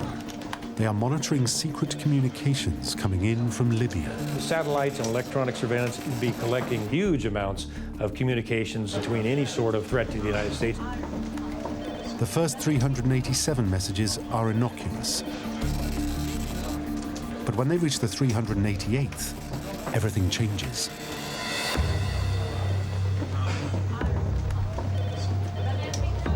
It appears to be a direct threat. I got intercepts that were clear-cut. It wasn't a question. No one could argue with them. The intercepted message reads, "Stand by and be ready to attack American targets and execute the plan."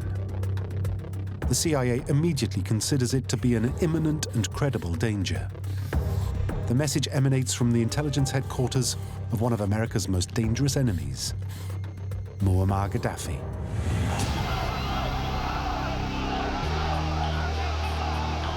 Since leading a coup to overthrow King Idris in 1969, Muammar Gaddafi has been a tyrannical dictator of Libya. He'd taken over in 1969 as a very young colonel, and he'd managed to institute a system, if you like, of divide and rule. He made sure that the army high command never grew too strong. He never really had a rival. Originally, the West had thought they might be able to deal with Gaddafi. I think there was hope that the U.S. could work with him. And, that rather quickly went away. Having quelled dissent in Libya, Gaddafi soon embarked on a campaign of murdering Libyan opponents abroad. He had spies everywhere, both at home and abroad. He very much kept a watch on the exile movement, such as it was. He wants to get rid of these opponents who have left Libya. And he sends assassination squads to Europe and hires people in the United States to kill members of the opposition. He had his hit teams out knocking off Libyan, I think he called them stray dogs. He allows dozens of terrorist groups to run training camps in Libya. Well, it's often said that he was, the key controller of terrorism or terrorist groups, certainly in the Middle East and maybe to some extent Africa. Muammar Gaddafi gives money and weapons and passports and safe haven to a number of terrorist groups. The CIA have long suspected he is actively targeting America. Gaddafi was seen as the bogeyman because of his sponsorship of terrorism. They didn't like Gaddafi, you know. They looked at him almost as sort of a, ideological menace. The CIA know that Gaddafi is behind terrorist acts around the world, including the slaughter of American and Israeli civilians by Palestinian gunmen at Vienna and Rome airports in 1985. He was a significant enemy to the United States. For most of my time in CIA, he was a problem one way or the other.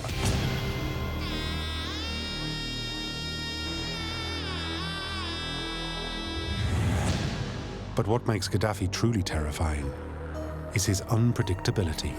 This mad dog of the Middle East has a goal of a world Muslim fundamentalist revolution. President Reagan, of course, famously called him that mad dog because Gaddafi's behavior was so irrational at times. He was sort of a lunatic. The man at times seemed to be unstable, but on the other hand, he was obviously clever, and he played things very well. Now it seems that the mad dog is ordering a direct attack on American targets. The question is, who are the targets and where are they?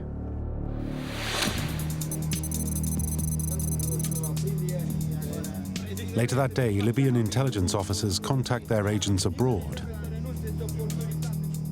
The message is intercepted by a CIA listening post. The Americans had managed to basically tap into pretty much all Libyan communications with their diplomatic premises abroad. The Libyans were not nearly as careful about covering their traces as, say, the Syrians or the Iraqis. So the Americans knew that something was afoot. The CIA discover the location for the attack: Germany. The communication had been with East Berlin, and the People's Bureau in East Berlin had tipped Tripoli off. The message from the Libyan embassy in Berlin reads, "Tripoli will be happy when you see the headlines tomorrow." The CIA now have a date and a rough location, but little time to try to stop the attack.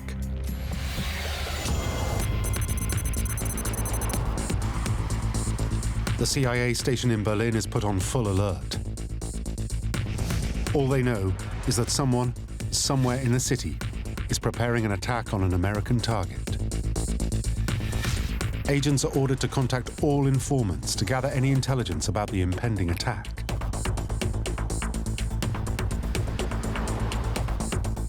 But as the hours pass, their investigations yield little actionable intelligence.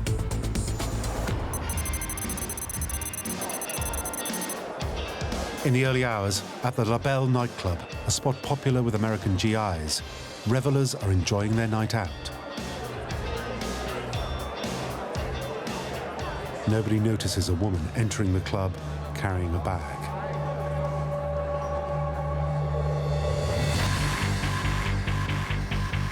Then, in Langley, another message is intercepted.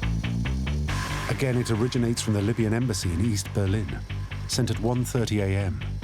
The Libyans did that just minutes before this bomb attack took place. The message simply says, "Happening now."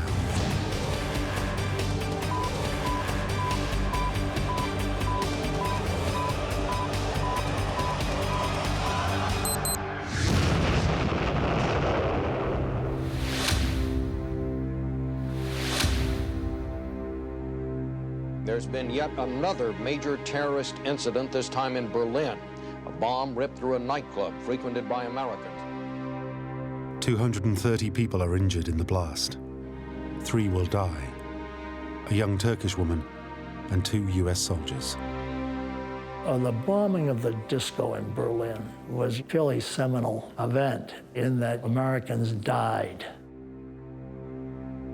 For the first time, the CIA have cast iron evidence that Gaddafi is behind an atrocity against their citizens.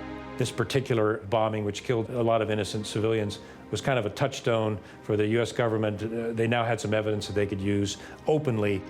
There was certainly good information that Gaddafi was behind the Palestinians that blew up the La Belle disco. There was enough intelligence to indicate that that bombing was not an isolated event. It really was a pattern of operations that Libya was engaging in and was absolutely going to continue into the future, and they would get worse. This is not a case of picking on some guy to make an example of him. The man wasn't innocent at all. Gaddafi was indeed doing what the Reagan administration was saying that he was doing. There is such a thing as evil. Today, it is not popular to talk about evil. I mean, there aren't any evil people in some people's minds, but anybody who supports terrorism is evil, and the evil's got to be dealt with.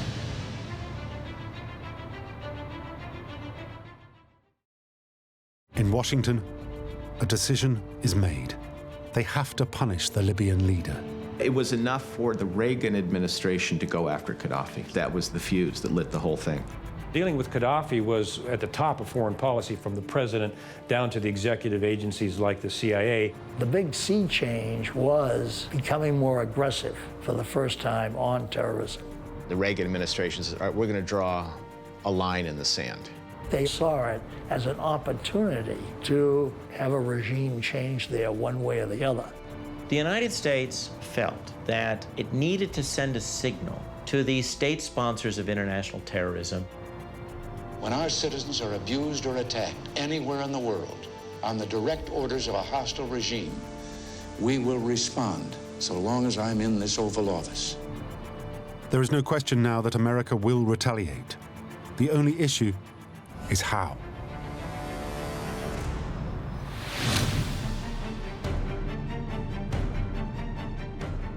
To lead the fight, Reagan turns to his hardline head of the CIA, William Casey.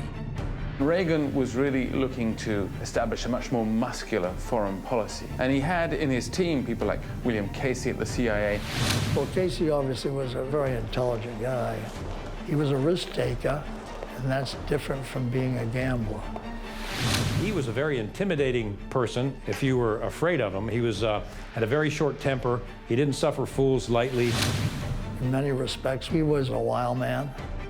He had really no time for the moderates, you know, the make nice people. Casey was determined to do something about Gaddafi. He was very hawkish, and he wanted to restore American prestige around the world. Casey suggests a top-secret black operation in which Gaddafi will be eliminated.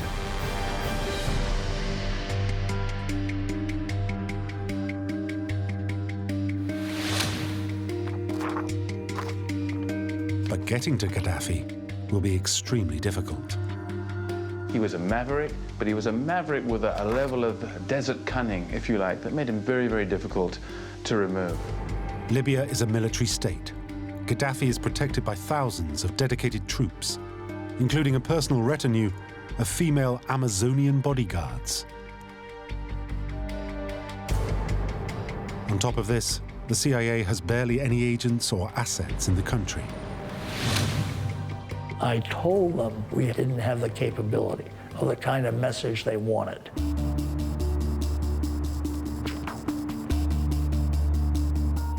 Casey also has another problem.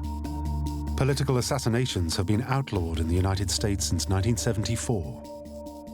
During Watergate, Gerald Ford, the president, issued an executive order banning assassinations by any agency, including the CIA. Early in his presidency, Reagan had reaffirmed this commitment. Reagan himself had signed the presidential directive that forbade assassination. So Casey's hands were tied. They wanted to remove Gaddafi without contravening that directive. A covert assassination attempt on an individual may be against the law, but overt military action against the Libyan state is regarded as a legitimate and justified response. The U.S. response was really a military operation.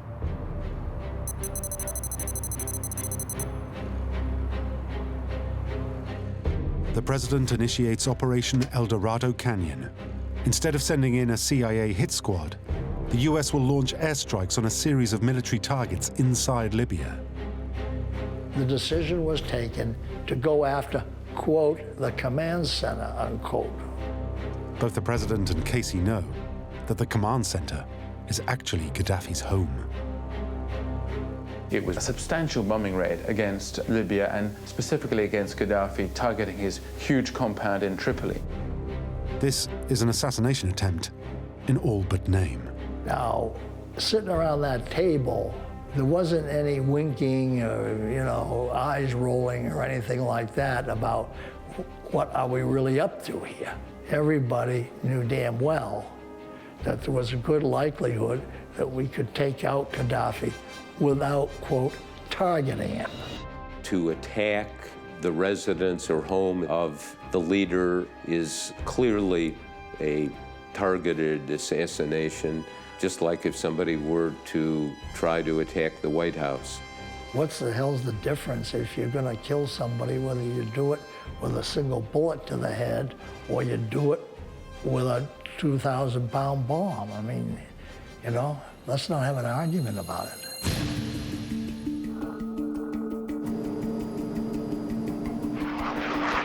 For Operation Eldorado Canyon, US planes will launch raids on a series of targets in Libya's main cities, Tripoli and Benghazi. It is up to the CIA to provide the intelligence on the exact locations of the targets for the strikes.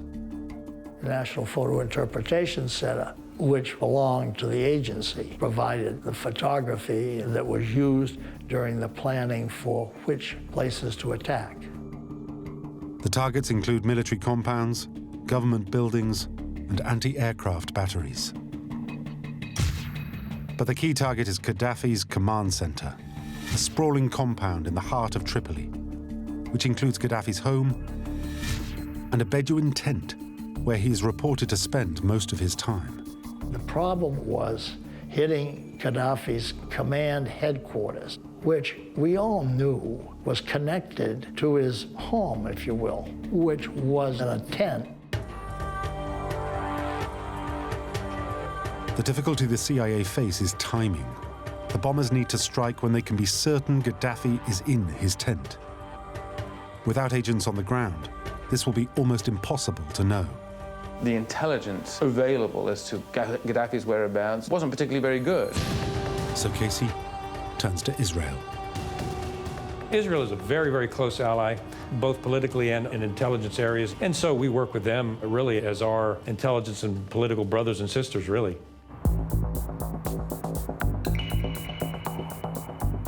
Agents from the Israeli Secret Service, Mossad, set up a surveillance post overlooking Gaddafi's compound. They locate the tent and confirm that Gaddafi is in there.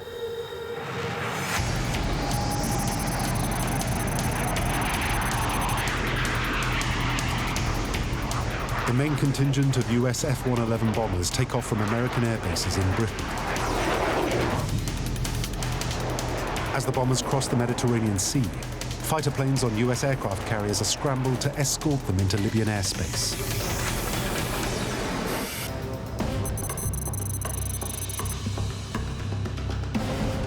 As the American bombers approach Libya, the Israeli surveillance team confirm that Gaddafi is working late into the night in his tent. Having reported this back, the Mossad agents withdraw.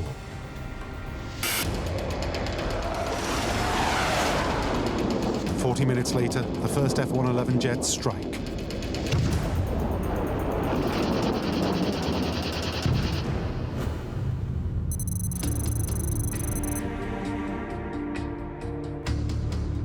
Casey and other key CIA chiefs are assembled in their offices having a drink as they wait for news. Casey, I was there, maybe 2 or 3 others, and listened to the information coming in on the particular attack. Eventually, they've received confirmation that the bombers have hit the Libyan military targets. It seems that the mission is a success, although there is no official confirmation of Gaddafi's fate. Meanwhile, at the White House, the president has assembled his military advisors. An hour into the raid, 2 men arrive at the White House with a videotape in a locked briefcase. They play the tape to the president and the assembled military chiefs. It is the footage from the F-111s conducting the airstrikes.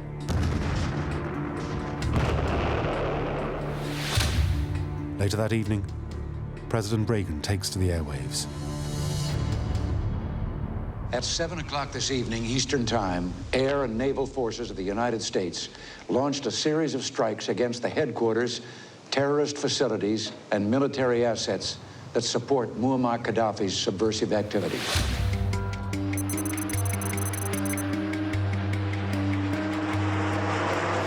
The following day, a reconnaissance aircraft is sent to survey the damage. They put up an SR-71 when they had some daylight, and it ran a mission to actually look at what had happened on the ground. It confirms that the bombers have hit the CIA's most important target, Gaddafi's compound. It has been devastated, and Gaddafi's tent leveled. But there is still no news on the fate of the Libyan dictator himself.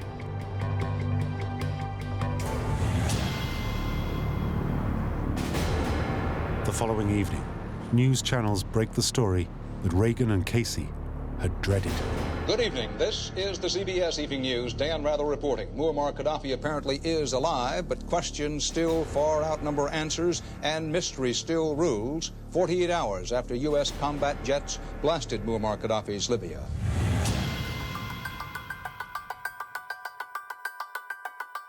Now, in the aftermath of the U.S. attacks, Gaddafi's regime exploits the collateral damage caused by the bombings.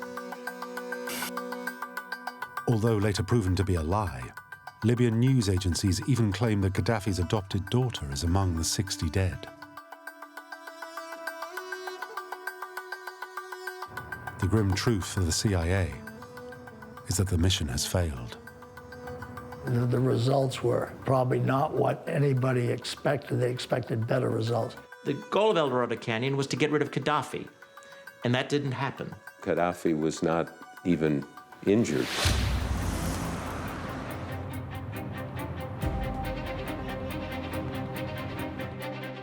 With the door closed on further military operations, CIA Chief Casey must now turn to other means to eliminate Gaddafi.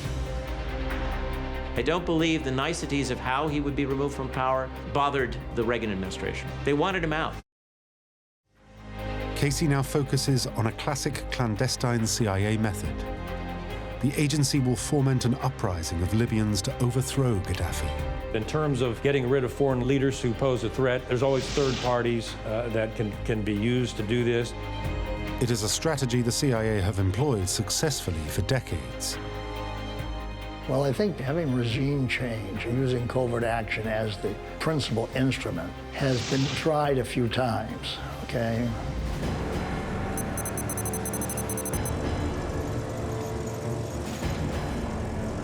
From Guatemala to Chile, the CIA has covertly supported rebel groups to oust anti-American leaders, providing them with training, weapons, and high-tech support. When you think about it from an operational perspective, is the best case scenario. The U.S. government doesn't have to get its hands dirty per se, and the third party does it. And if something goes wrong, well, they take the blame for it.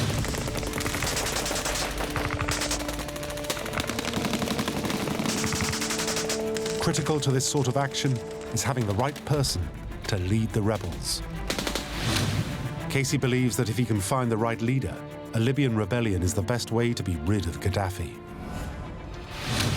Already there had been efforts about putting together a paramilitary force of Libyans to try and have a little regime change in Libya. For 7 years, Casey had been secretly supporting Libyan opposition groups in neighboring countries, providing weapons and training.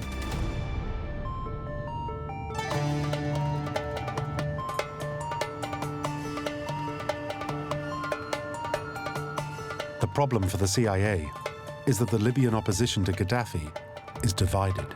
Libya is not a country. It's a bunch of tribes within colonial borders. And what do you do with tribes? I mean, how do you raise the Libyan tribes? I mean, this isn't Lawrence of Arabia. Casey realizes that he needs someone from Libya who can unite the different factions. Casey was sorting out who should lead it, which Libyan should lead it or could lead it. The man Casey is looking for needs to be someone who knows Gaddafi well. The idea was to get as close to Gaddafi as we possibly could, especially his generals and others would certainly be the target of the CIA. Eventually, Casey believes he has found the man he wants to lead the Libyan rebellion, Colonel Khalifa Haftar.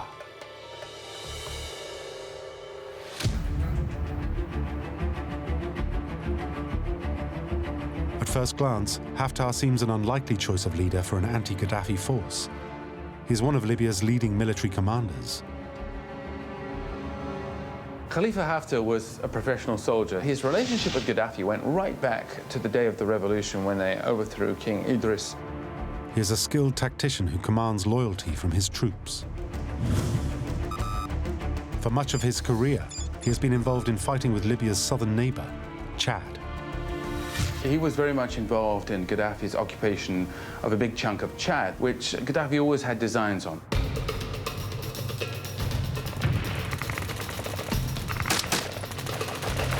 Despite leading a fearsome campaign, in 1986, just at the point when Casey was looking for someone to lead the rebellion, the Chadian army regrouped and overwhelmed Haftar's forces. Several hundred Libyan troops, including Haftar, were captured and imprisoned. Back in Libya, Gaddafi is furious. His army has been decimated and tens of millions of dollars in equipment lost. He blames Haftar for the failure and leaves his former friend to rot in a Chadian prison cell. And at that point, Gaddafi washed his hands of the whole operation as if there weren't any Libyan POWs anywhere. And he didn't know anything about the Libyan troops that had been in Chad and had disappeared.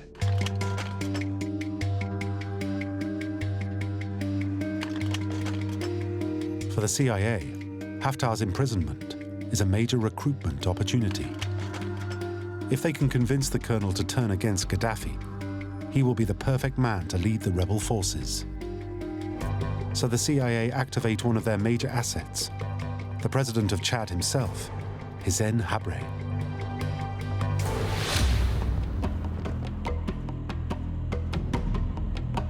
The CIA have provided substantial support to Habré in his wars against Gaddafi. Now Casey decides to call in the favor.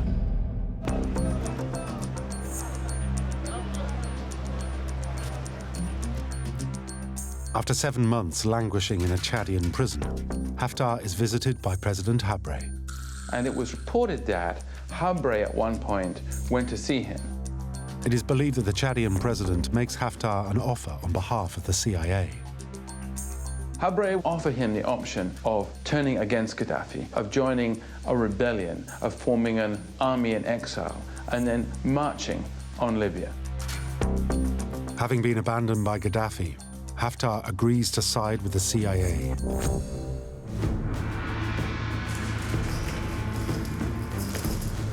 Haftar and many like him decided that they would turn against Gaddafi, and they formed the Libyan National Army. In a classic CIA maneuver, a small force is put together. At its core, the 300 men captured with Haftar.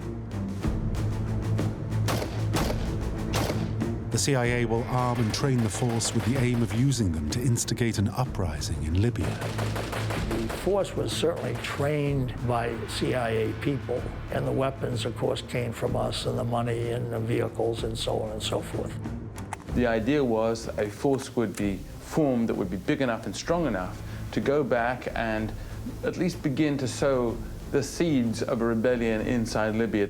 And the United States begins to train Libyan resistance fighters to go back into Libya and overthrow Gaddafi.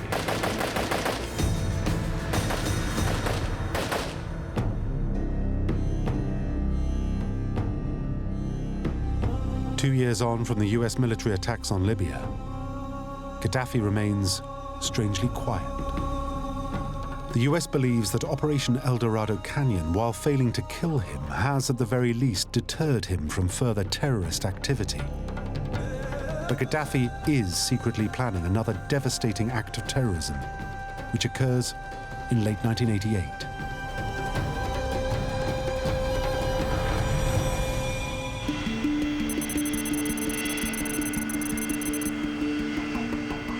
Pan Am Flight 103 prepares to depart for New York from London Heathrow. Among the baggage is the suitcase of a Libyan agent who never boards the flight. Clearly, Gaddafi didn't give up. The most dramatic piece of evidence that Gaddafi didn't learn the lesson of Eldorado Canyon is the fate of Pan Am 103. Hundreds of passengers board, most of them Americans, heading home for Christmas.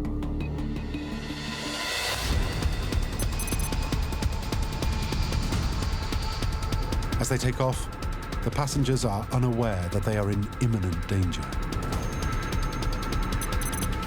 38 minutes after takeoff, as the aircraft passes over the Scottish town of Lockerbie, a timed device in the suitcase goes off.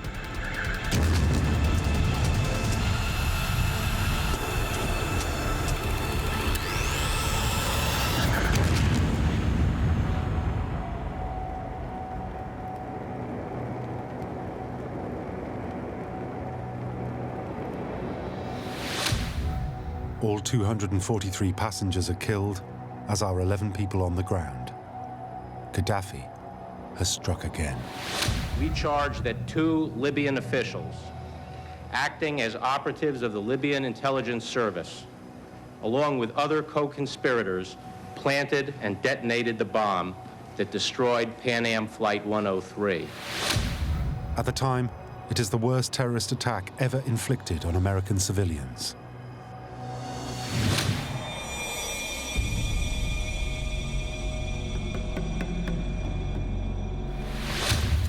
After Lockerbie, the whole world responds.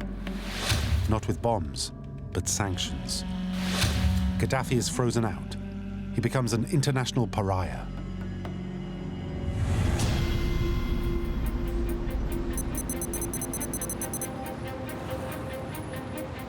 The CIA, however, remained determined to go even further. Gaddafi has managed, through his own actions, to put himself at the top of the hit list for the United States. In Washington, they are pinning their hopes on a revolution to overthrow the man they call the Mad Dog, led by Khalifa Haftar and his CIA-trained force of rebels. Then events in Africa ruin the CIA's plans.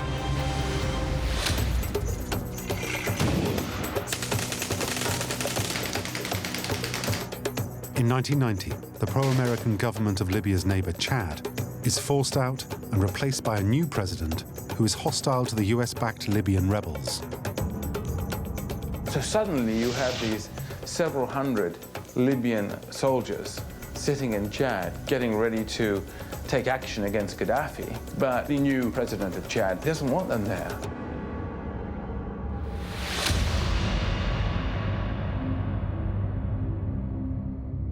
Worse still, the coup had been supported by Gaddafi, and now the Libyan leader wants his payback. Gaddafi knows all about Haftar's army, and he demands that they be handed over to him. Gaddafi wants Haftar dead.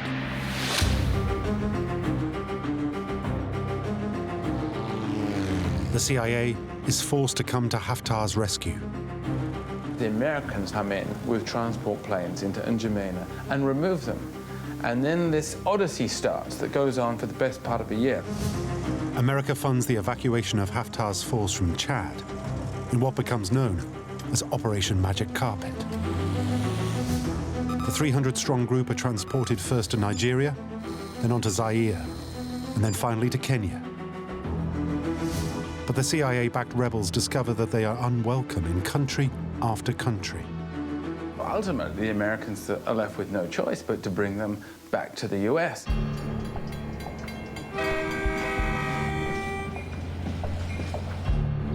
The man the CIA want to lead a Libyan rebellion settles in suburban Virginia, only a short drive from CIA HQ in Langley. His men are settled across the country in 25 different states. Haftar himself, after this long odyssey across Africa, settles in Falls Church, Virginia. He lived in a very nice house, he had a lot of kids, but he still always harbored this idea of returning to Libya.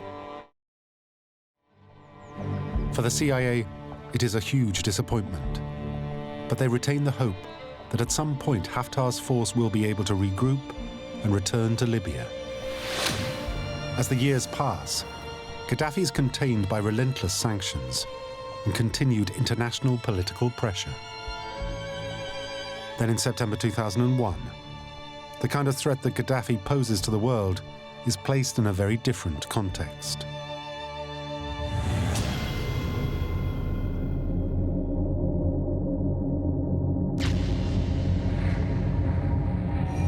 On September the 11th, 2001, 19 Islamic terrorists hijacked 4 commercial airliners and crashed them into the World Trade Center and the Pentagon. It is the dawn of a new age of terror. A much more frightening force than Gaddafi emerges from the shadows: Al-Qaeda. Al-Qaeda is not state-sponsored. It marks a revolutionary shift in terrorism. So America moves to all-out war. Every nation in every region now has a decision to make. Either you are with us or you are with the terrorists. With the stakes dramatically raised, Gaddafi switches sides. Well, Gaddafi's change, or supposed change, didn't surprise me, frankly, because he is a total opportunist. Gaddafi did a remarkable turnaround. Publicly, he came out against terrorism and acts of terrorism, went out of his way to build a relationship with the U.S. government. Few believe Gaddafi is really a changed man. He is simply desperate to save his own skin. Gaddafi is afraid of the George W. Bush administration. The administration is talking about weapons of mass destruction. It's focused on Saddam Hussein, but Gaddafi didn't want to take a chance that he would be enemy number one again. He realized that his plans against the West were going nowhere, and essentially he could lose his government and even his own life. The one-time mad dog of the Middle East quickly reinvents himself as a valuable ally in President Bush's war on terror. He makes a strategic calculation and does a deal with the United States. The effect of that is that he becomes a poster child for unilateral disarmament. Today in Tripoli, the leader of Libya, Colonel Muammar al-Gaddafi, publicly confirmed his commitment to disclose and dismantle all weapons of mass destruction programs in his country. It is an almost inconceivable change in relations between Gaddafi and the West.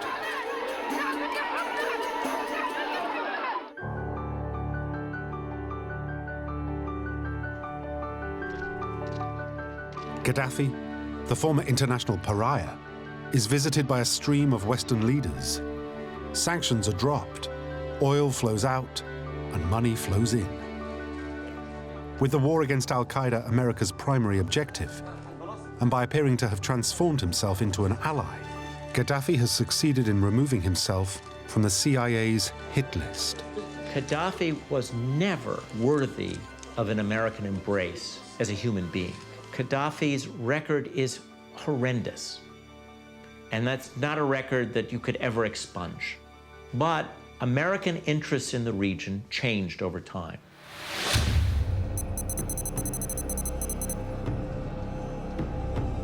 In 2009, Gaddafi is even invited to speak at the United Nations in New York.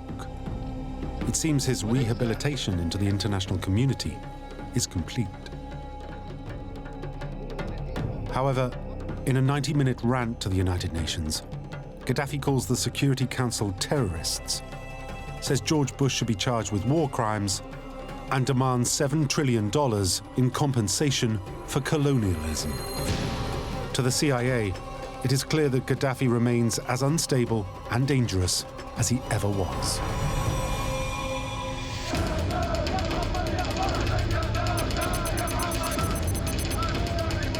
Two years later, a new opportunity for the CIA to deal with Gaddafi arises: the Arab Spring. Inspired by revolts in Tunisia and Egypt, popular protests break out across Libya. In February of 2011, as the Arab Spring takes off, it finally percolates through, if you like, to Libya, and a protest in Benghazi gets out of hand and quickly becomes an uprising. Gaddafi sends his troops against the protesters, believing no one will interfere. Gaddafi probably in 2011 concluded that he was going to be okay, that the Americans would not move against him.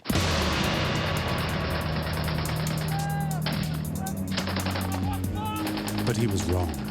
As the Libyan protests grow into an armed opposition, the US joins its NATO allies in providing air cover to protect Libyan civilians from Gaddafi's troops. Today, I authorize the armed forces of the United States to begin a limited military action in Libya. That action has now begun. NATO's mission in March 2011 was essentially to prevent a humanitarian catastrophe in Benghazi. It was clear that there was going to be an absolute bloodbath as Gaddafi's forces moved east, and the Benghazi uprising was essentially no more than that. It was just a chaotic popular rebellion that could have easily been suppressed by Gaddafi's forces. But NATO's mission then began to creep. It began to involve hitting anything that Gaddafi had that moved, not just his air force, but anything on the ground that moved.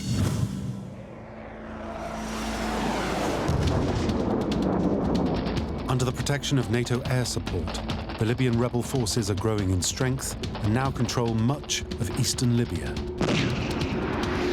But for the CIA, the rebels pose a problem. Some of them are potentially a threat to American interests. At that point, the Transitional National Council, which is trying to get its act together, trying to form a united front against Gaddafi, is all over the place. There are factions, there are rivalries within the military apparatus. The worry is that Islamic militants like Al-Qaeda will hijack the revolution.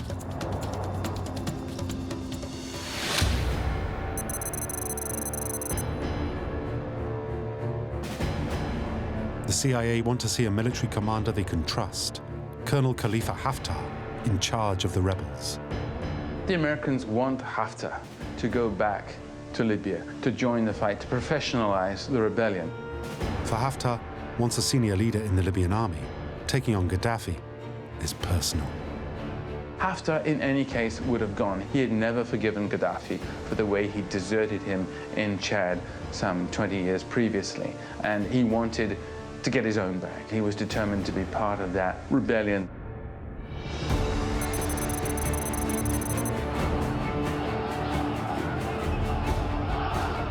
One month into the rebellion, Haftar arrives in Benghazi with a handful of his officers to cheering crowds.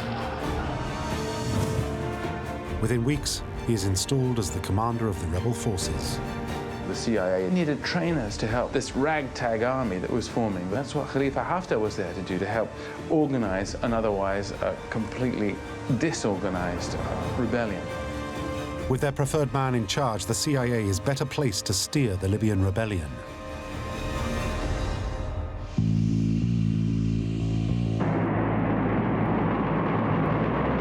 Haftar is in command of troops on the ground. Now America helps lead the fight from the skies. NATO becomes, in effect, the rebel air force. There were about 17,000 NATO missions over that summer period. And of course, that needed a great deal of coordination from the ground. CIA agents from its elite Special Activities Division operate covertly in Libya. They identify targets and call in airstrikes to support the rebels in their war against Gaddafi. There were CIA operatives there to help the rebels communicate with each other, to plan better, to be able to sustain their advances.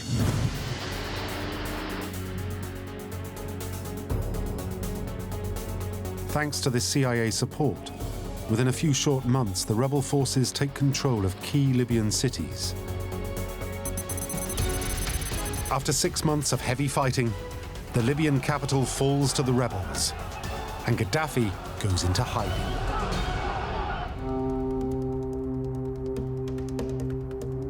Gaddafi disappeared, as did his sons. Nobody knew where the Gaddafis had gone. The CIA now begins hunting for the Libyan dictator. Drawing on every available source, the agency eventually discovers that Gaddafi has retreated to the northern city of Sirte. Gaddafi had gone to Sirte with an ever-diminishing band of supporters, but gradually the rebels' noose around Sirte from east and west was tightening. Gaddafi is surrounded.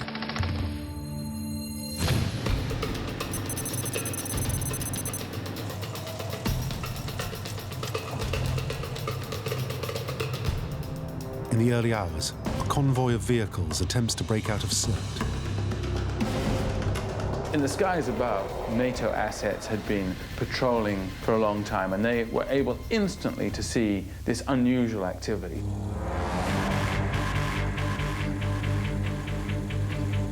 The CIA scrambles a reconnaissance drone and scan the airwaves for communications, desperate to find out if Gaddafi is in the convoy.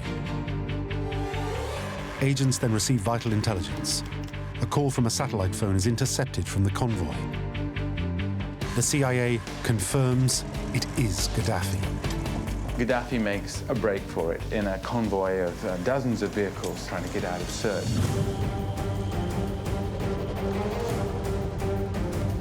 The CIA now alerts United States Air Force drone commanders in Las Vegas who launch a deadly Predator drone from a base in Sicily to intercept the convoy.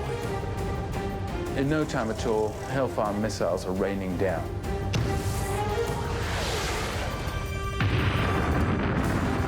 The drone's missiles slam into the convoy, while NATO fighter jets bomb from overhead. As rebel forces advance on the ground, Gaddafi is forced to make a break for it on foot.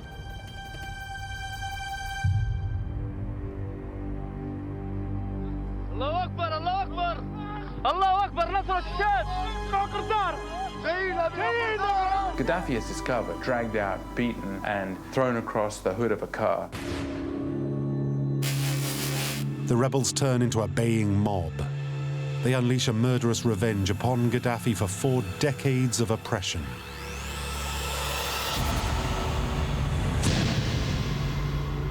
His body, beaten and bloodied, is paraded as a trophy. That was the very demeaning end to a man who had ruled Libya for 40 years, who had regarded himself as a prophet, really, for the Arab people.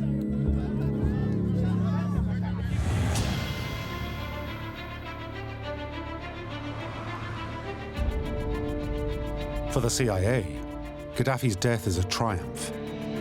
They had always had him as a target, and although it had taken 30 years, eventually their plan has worked. Haftar and his lieutenants were trained by the CIA to remove Gaddafi. The fact is that instead of helping to remove Gaddafi in the late 1980s, they came back 20 years later and finished the job. The CIA has been instrumental in removing Gaddafi in what, until now, the world believed was an entirely Libyan uprising.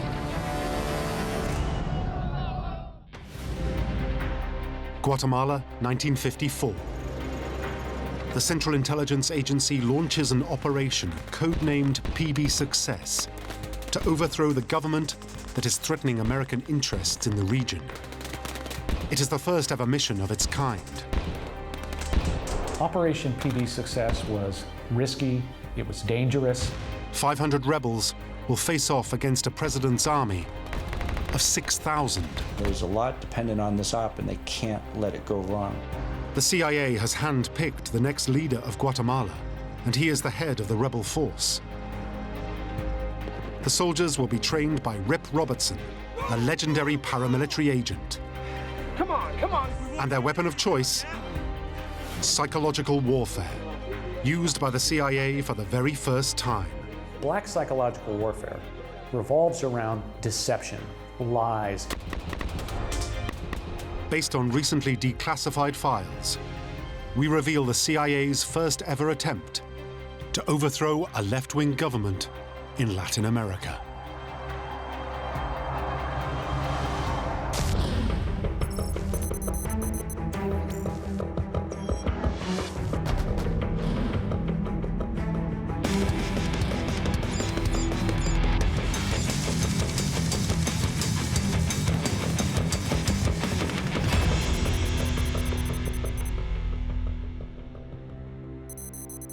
Washington, D.C.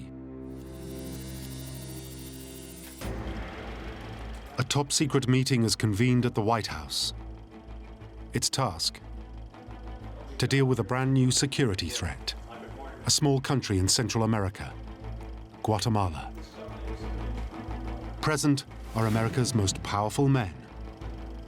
The President, Dwight Eisenhower, his Secretary of State, and Allen Dulles, head of the Central Intelligence Agency. Eisenhower ran the government in a very clandestine way, and the three of them concocted a lot of strategies around the world. Now they have a new problem. A country less than 800 miles from America's southern border, Guatemala, has recently elected a leader with known communist links, Jacobo Arbenz Guzman. Already, Arbenz has begun to threaten American interests. His government confiscates thousands of acres of land from the multinational company United Fruits. This added up to being a national security threat to the United States of America.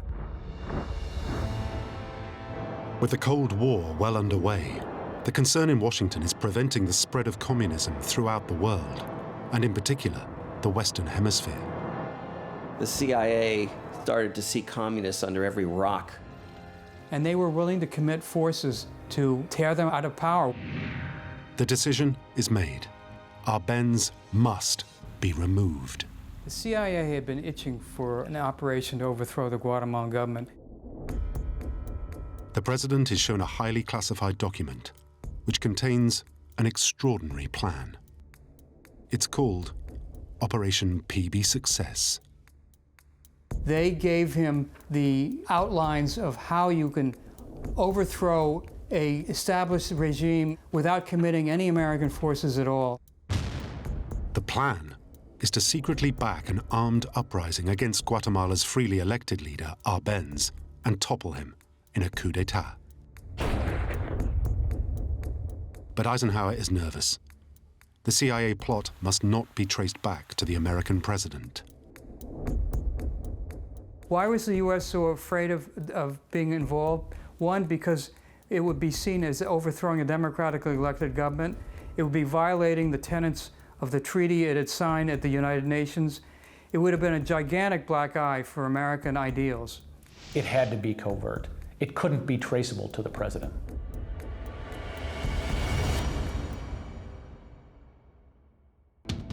The operation combines three key strategies. First, to invade with a small, specially trained force. Next, to apply external political pressure. And finally, to use a whole host of covert agency tricks. PB Success had a new strategy, things that had not been seen before, modes of action that had never been practiced before.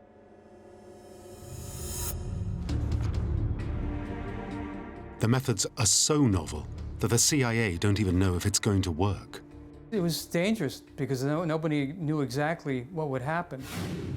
They give the operation only a 40% chance of success. The CIA had to turn this on a dime into an actionable, workable covert operation. Eisenhower said, I'm all for it, let's go with it. I think it's going to work, and I think it's important to do.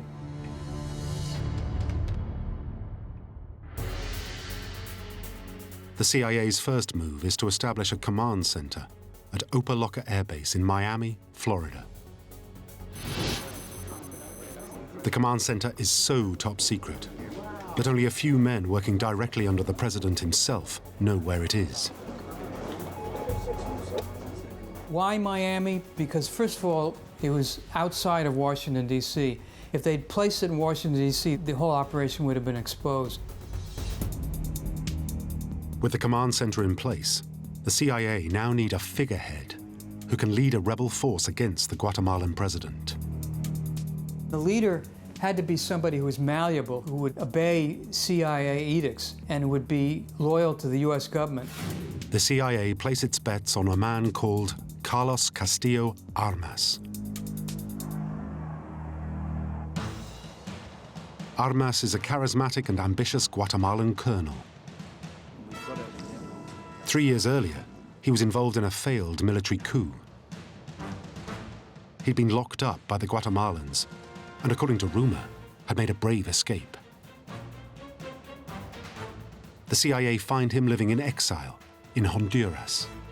The CIA had decided he was the perfect candidate to lead the charge and reestablish, through him, U.S. control of Guatemala.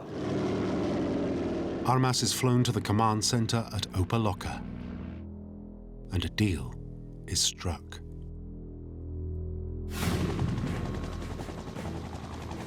The next challenge is to build a guerrilla rebel force who will lead the uprising. The CIA set up a top-secret training base in the jungles of Central America. The man assigned to train the secret army is Rip Robertson, an ex-paramilitary black ops specialist. He loved being out there in the jungle. Some people thrive on it. But you can't take a real warrior out of the war, and that's how Robertson was. Rip Robertson loved this kind of stuff. This was what he was born to do. And for him to be paid to operate under the auspices of the US government must have been nirvana for him. Come on! Come on! In January 1954, training begins. Robertson is told to turn these men into a trained fighting force in just 6 months. The troops are Guatemalan exiles, recruited from neighboring countries in Central America. Among them, professional mercenaries. Keeping the rebel force to no more than 400 men allows them to train in total secrecy.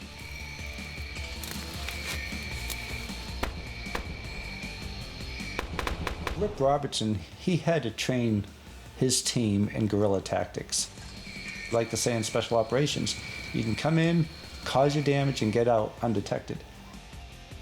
Robertson trains them in sabotage, demolition, and weaponry, and puts them through a grueling routine that will get them across Guatemala's tough terrain.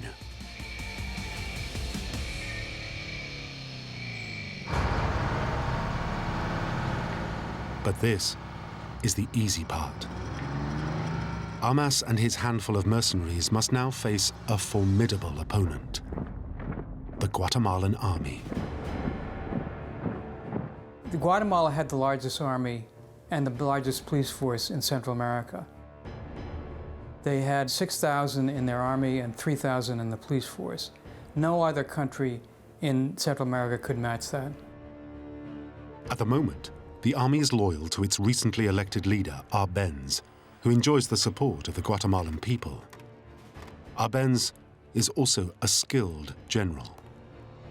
Arbenz himself was a respected military man, considered brilliant and cultured by the CIA itself. Pitted against a popular and powerful opponent and his loyal army, the CIA face what now seems overwhelming odds. So here's the question: how do you take a rebel force of about 200 or maybe 400 men and put it up against an army of 5,000 to 6,000 men? The CIA think they have the answer.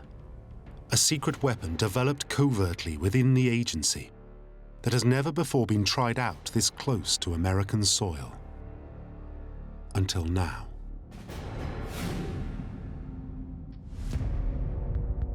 Psychological warfare, or psyops, revolves around deception, lies, doing things, dirty tricks that you couldn't get away with if you revealed your identity.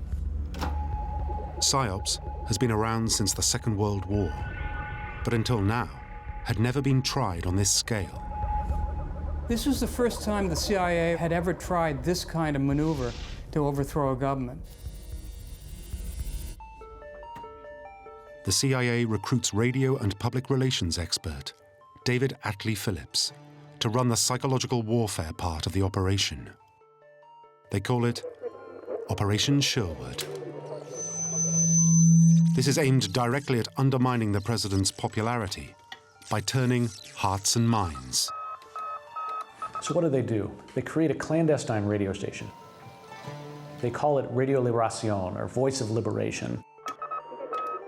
The idea of the radio station would be to present it as the secret voice of the Army of Liberation that was about to come and free the people of Guatemala.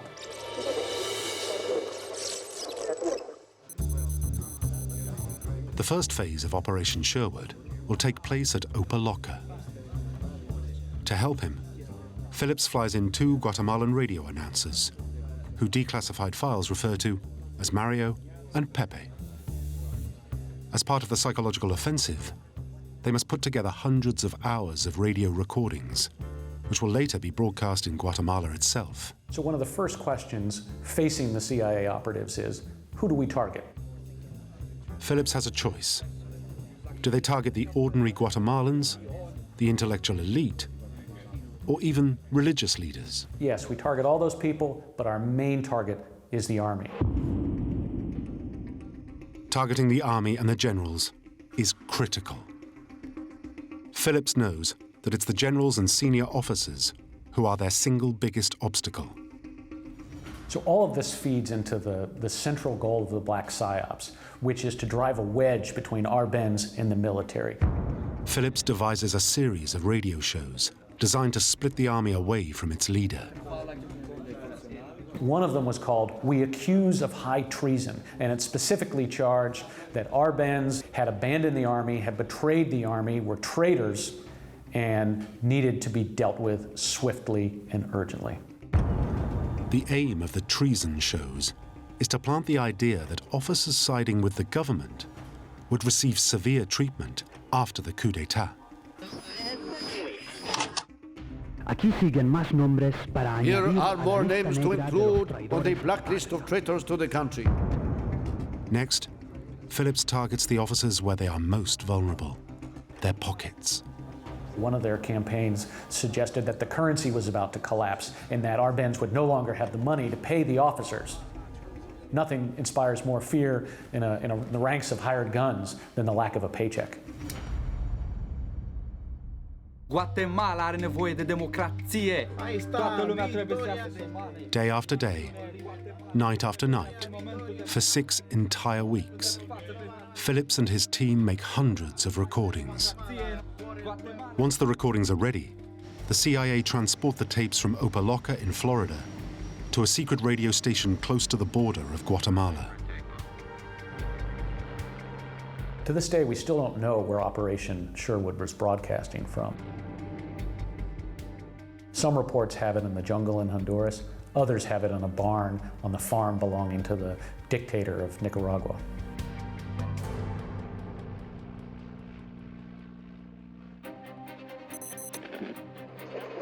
Less than 3 months after Phillips is recruited, Radio Liberación goes live.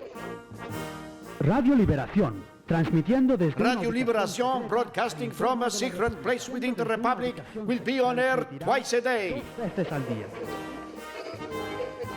The propaganda radio shows made in Opaloca are now heard all across Guatemala by tens of thousands of local listeners, unaware that this is a CIA plot.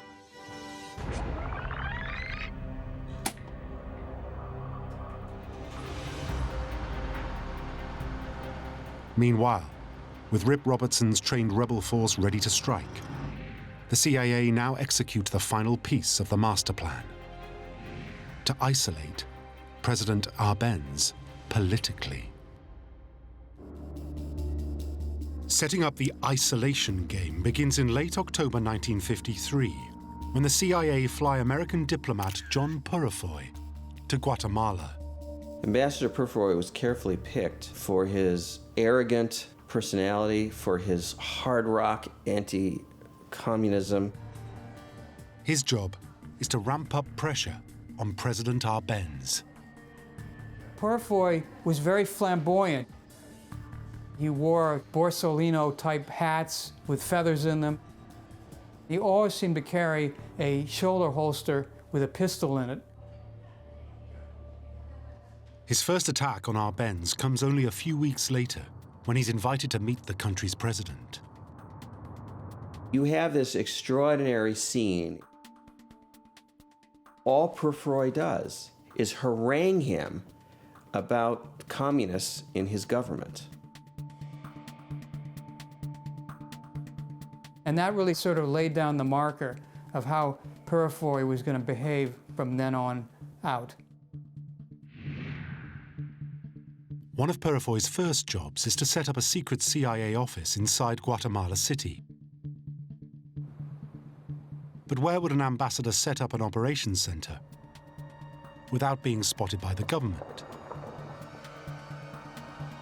It is, of course, the US Embassy, where he himself is based. They took over an entire floor of the embassy to do all the internal planning that had to be done in order to achieve the ultimate objective, which was to get rid of Jacobo Arbenz. You would have seen a secretive area of the embassy totally committed to the operational work to get rid of the Arbenz regime, which would have meant, maps, lines of authority, individuals to be contacted, planning different tactics that were going to be used. The whole schmear, basically, would be devoted to figuring out in a very deliberate way to get rid of this government. With the CIA base inside the embassy established, Purifoy sets about finding who among the Guatemalan elite could possibly be turned against their own government. Part of the effort at the US Embassy was to pay money to get army officers to defect. This was a crucial operation because the CIA planners felt that if the army could be undermined, then that would be the end of Arbenz. That was the one defense that Arbenz had that was impregnable at that point, and it was difficult to figure out how to get around it. So much of the time was spent on trying to encourage officers to defect through monetary payments. In fact, at one point, the money was offered to Arbenz himself to give up power. And of course, he threw that person out of the office for having even suggested it. So this was an attempt to pull out the underpinnings of the army and make it so weak that it would be virtually worthless as a protective operation for Arbenz. While Purifoy works the enemy inside Guatemala itself, the CIA turn their attention to the world at large in their search to undermine Arbenz.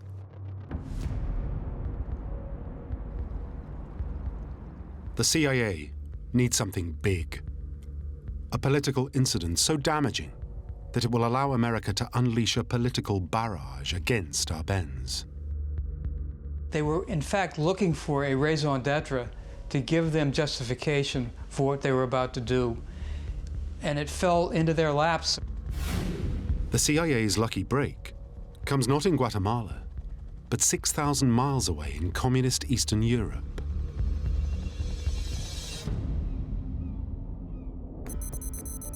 In April 1954, a CIA spy based in Poland spots suspect cargo being loaded onto a ship called the Afhelm.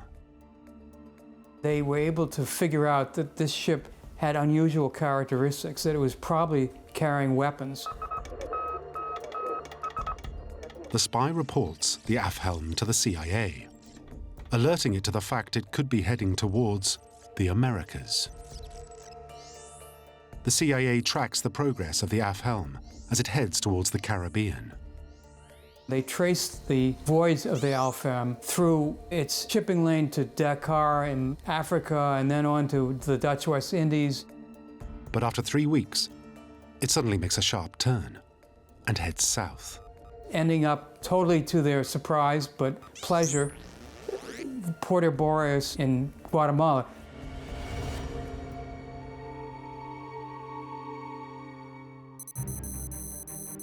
Four weeks later, the Afhelm docks.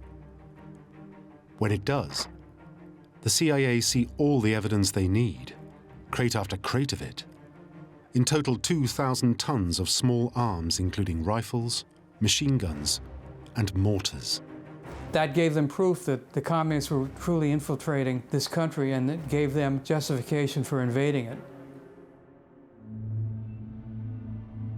Eisenhower now has all the diplomatic ammunition he needs to unleash a political firestorm against Arbenz. In response to the arms shipment, he sends warships, planes, and submarines to patrol the coastline of Guatemala. Everything in the arsenal was configured to bring down the Guatemalan government. Eisenhower was fully behind it.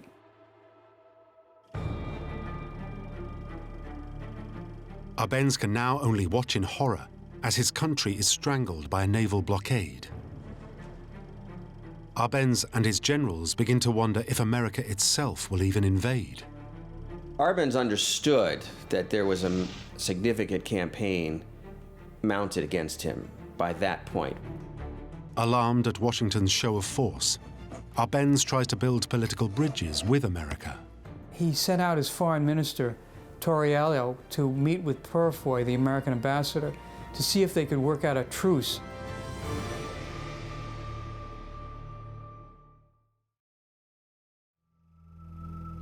The last thing the CIA want now is a truce. Operation PB Success has only one mission: regime change.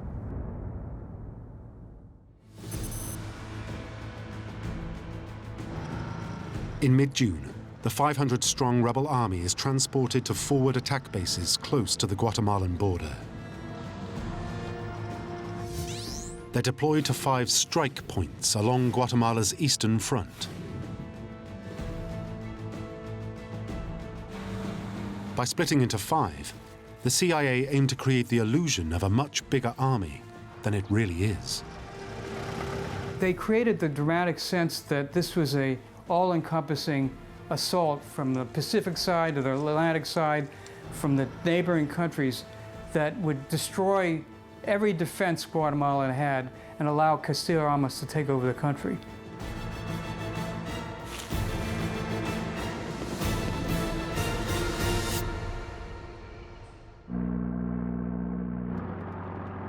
In support of the ground invasion, the CIA also deploy a dozen unmarked aircraft to the front line.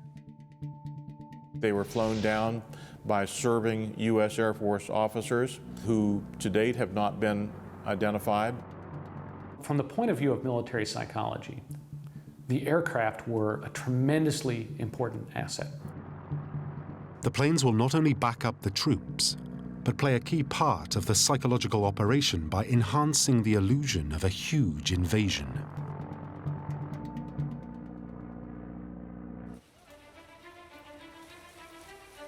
With the Air Force on standby and the Army poised and ready for action, the CIA contact the leader of the Guatemalan rebels, Castillo-Armas, and green light the invasion. There's a lot dependent on this op, and they can't let it go wrong. The coup d'etat now begins. In late evening, coup leader Castillo-Armas is on a remote road close to the Guatemalan border. He leads 120 of the total force of 500 soldiers. They are the eastern prong of the invasion. If all goes to plan, in just a few days' time, he will be Guatemala's next president. As they approached the border, they saw that there was 2 guards. One of the guards is a customs official. He's quickly overpowered.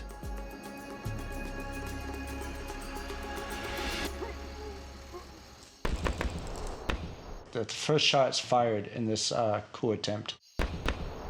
Right there, chaos.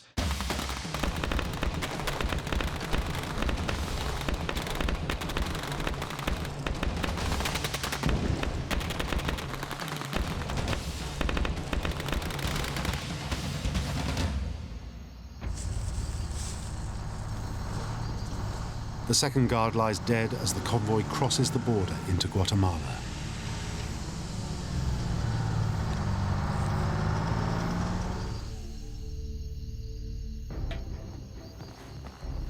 The plan is to continue the advance on foot. The CIA favors a guerrilla approach to hide the true size of the force. The longer they can have the army to believe that there are thousands of people in there, the greater advantage they had. Armas's men head through the tough terrain for 3 entire days. The jungle's thick, it's hard to navigate. You also have torrential downpours.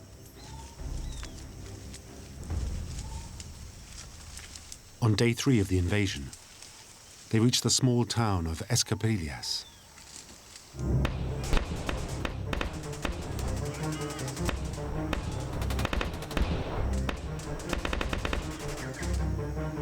After a short battle with local policemen, Castillo Armas wins his first victory. People of Escapillas would have been a bit shocked by these guerrillas showing up in their main square. Some of the troops did was they handed guns out to various puzzled residents of this village to give them the sense that these people were joining forces with Castillo Armas to finally oust Arbenz. Meanwhile, 100 miles north of Armas, the second prong of the invasion crossed the border.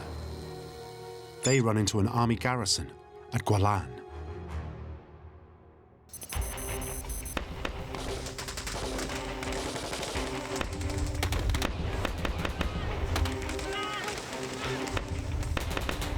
The battle is the fiercest in the invasion so far.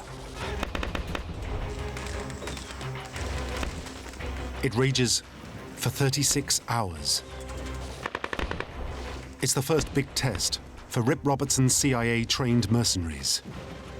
You're going to take their lives, or they're going to try to take your life. And it's life or death at that point. But then, it starts to go wrong.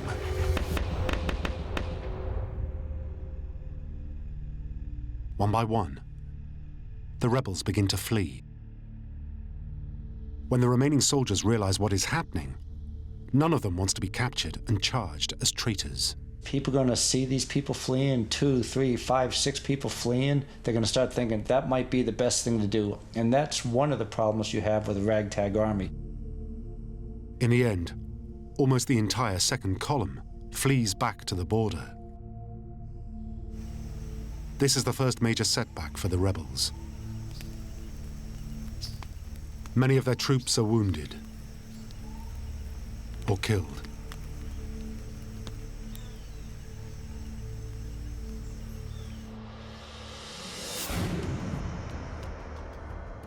In Washington, the situation is about to get worse.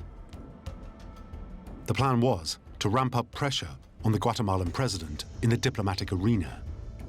But world leaders are now suspicious of America's stance. The Arbenz government decided to go to several international bodies to seek protection. The first was the United Nations. The second was the Organization of American States, the OAS. In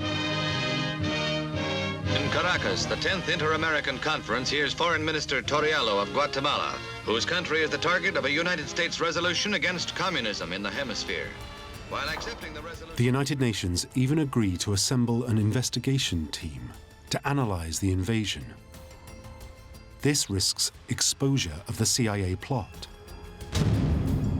Facing international humiliation and a failed coup d'etat costing millions of dollars, time is running out for Operation PB success.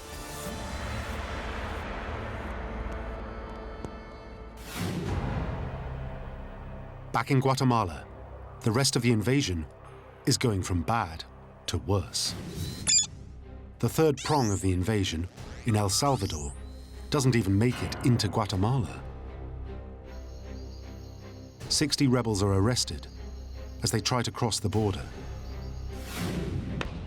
The fourth prong, attacking Puerto Barrios in the north, is defeated by armed dock workers. The reality of the situation was beginning to look bleak.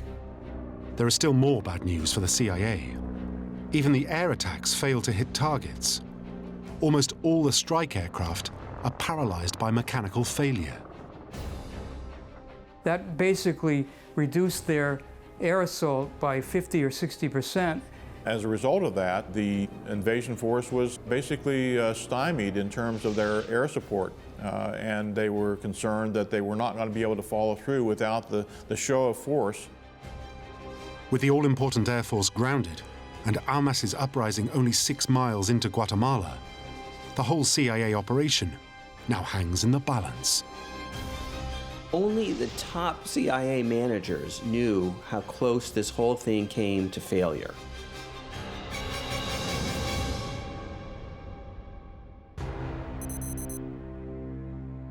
A few days into the assault, the CIA receives a top-secret intelligence estimate, now declassified, that says we don't know where this thing is going to go.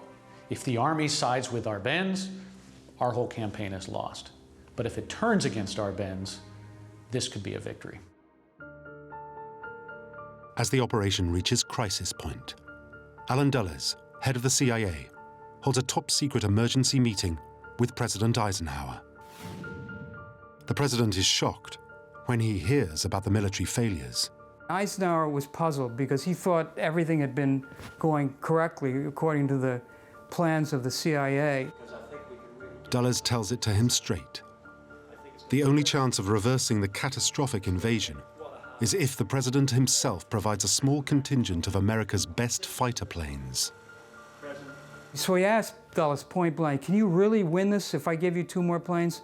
And Dulles said, well, I think there's a 20% chance we can win this. And Eisenhower at that point paused and said, all right, I'll give you the planes.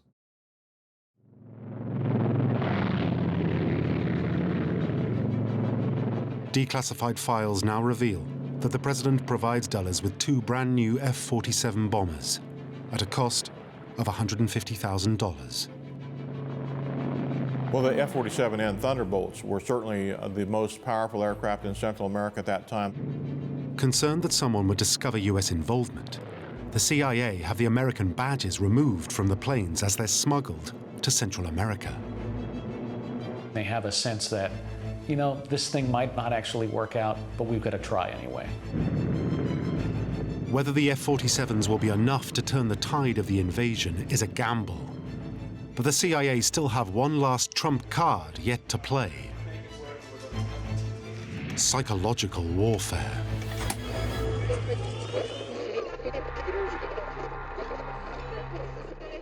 Operation PB's success was all based on illusions. It was based on the idea that you could create in the mind of the Guatemalan people that this huge force of rebels was about to take over the country. So the CIA up the tempo on the Radio Liberación transmissions and begin round-the-clock news bulletins that talk of a devastating invasion. If you tuned into the radio, you would hear one story after another of a rebel victory. You would hear railroad tracks being bombed. You would hear fuel depots being sabotaged. The reality was entirely different. Armas's army was hundreds of miles away, barely 6 miles into the country.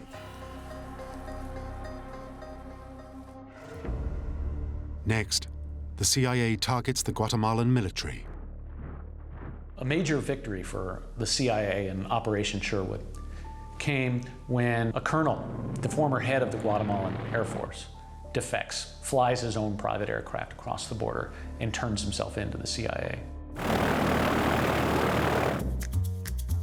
David Atlee Phillips, in charge of the radio campaign, wants the colonel to announce his defection live on air. But he refuses. Phillips says, okay, have a scotch. Have another scotch. Next thing you know, the guy's sort of in a semi-drunken stupor. With the colonel becoming increasingly drunk, Phillips secretly records his words on a reel-to-reel machine as he recounts his defection. As soon as Phillips could, he spliced the tape and put it on air.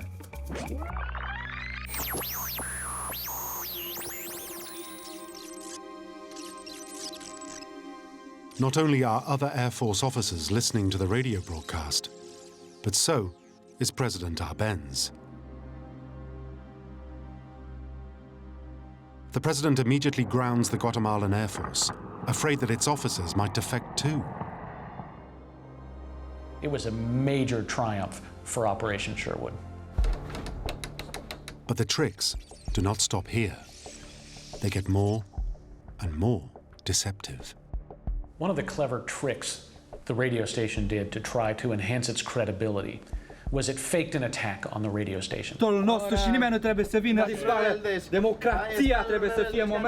if you were tuned in, you would hear their typical broadcast, and all of a sudden you would hear shouts and screams. You actually heard children in the background shuffling around. And then the radio went dead. No sound. But it is all a hoax, to fool the listeners into thinking the underground radio station has resurfaced. The next day, the radio comes back on the air, triumphant. We're back. The next act of deception comes when the two brand new F-47s arrive in Guatemala. 6 days into the invasion, the air assault begins.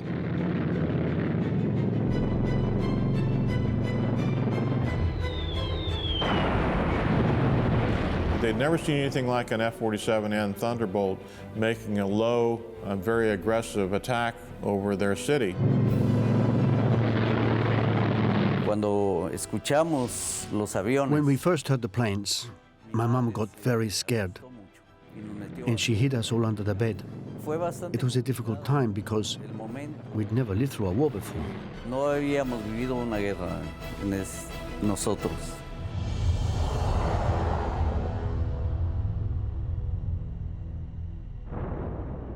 The aerial campaign is so shocking that the local Guatemalans invent a memorable nickname for the falling bombs: sulfatos. Sulfato, of course, is a Spanish term meaning laxative, something that would make you go to the facility. That's the gross effect that it had upon the Guatemalan populace. After the bombing, strafing. Strafing from the air is probably one of the most terrifying things that a person on the ground can endure. You have an aircraft that's making an enormous amount of noise. You don't seem to be able to get away from it. It's coming directly at you, it seems, with guns blazing out of the wings. We were very afraid. It was painful. It was utterly horrific. So imagine the scene in Guatemala, a country that had not experienced terrifying bombing raids, right? And all of a sudden, a low-flying aircraft, engines blazing, dropping an explosive. A loud, colossal sound erupts over the vicinity.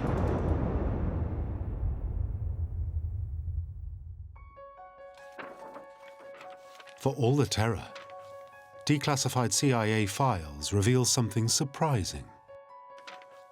I don't think they'd wanted to do a lot of damage. Had the F-47s really wanted to unleash a devastating aerial attack, they would have used the 500-pound bombs for which they were designed. But they didn't. If they'd gone in there with 500-pounders, F-47N can carry at least 3 500-pounders. They could have done a lot of damage. In fact, the damage was more show than it was real. Records suggest that not a single death occurred, or even one heavy-duty bomb is dropped during the campaign. In some cases, actually, they dropped Coke bottles from the aircraft because the popping of the glass sounded like a loud explosion. This is all part of the psychological operation. The aim of the aerial campaign is not to kill, but to create chaos and panic among the Guatemalan population. One time they drop a big bomb that isn't actually an explosive device, but it releases a huge black cloud over the city, creating the sense that something horrific had happened. The smoke bomb leads many local Guatemalans to believe that they are under direct attack. That was when we saw it. That black smoke was coming out from some place in the capital. The CIA's psychological tactics go even further. Another piece of Black Ops tradecraft was to replicate the sounds of a bombing run. So they actually outfitted the embassy in Guatemala City with huge loudspeakers that played the sounds of a bombing run, of jet craft going overhead, to inspire fear among the population.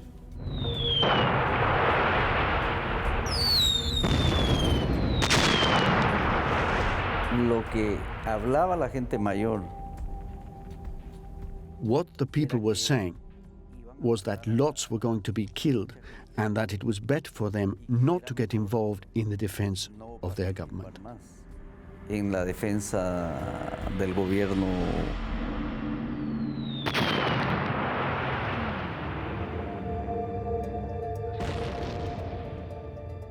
Although the psychological offensive is beginning to work, the rebel army is down to a last desperate handful of troops only 6 miles into the country itself.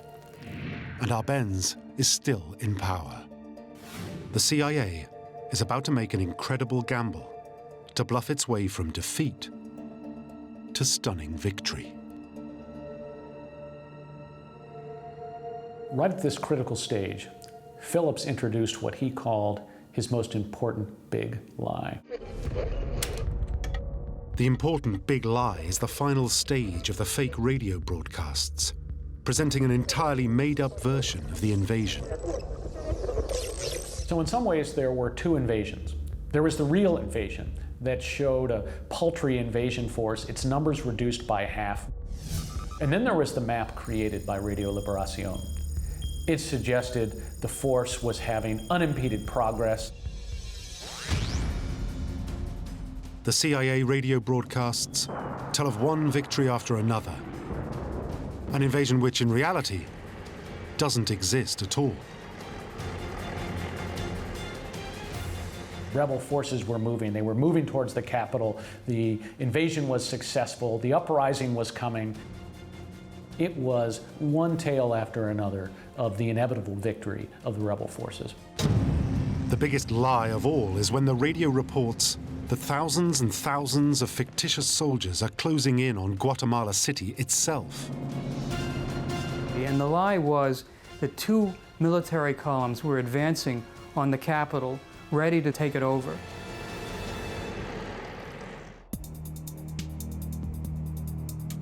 The big lie gamble now pays off.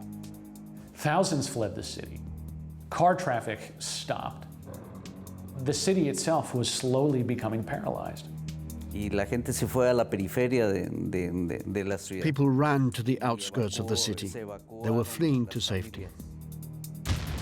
The critical moment of the big lie is when the senior officers turn against the Guatemalan president.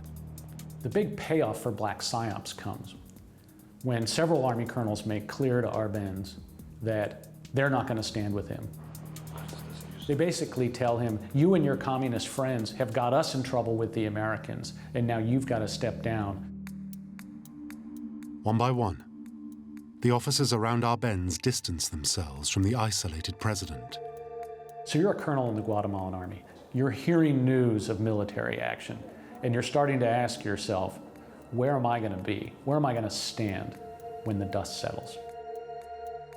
Politically isolated, the pressure on Arbenz surges to dizzying heights.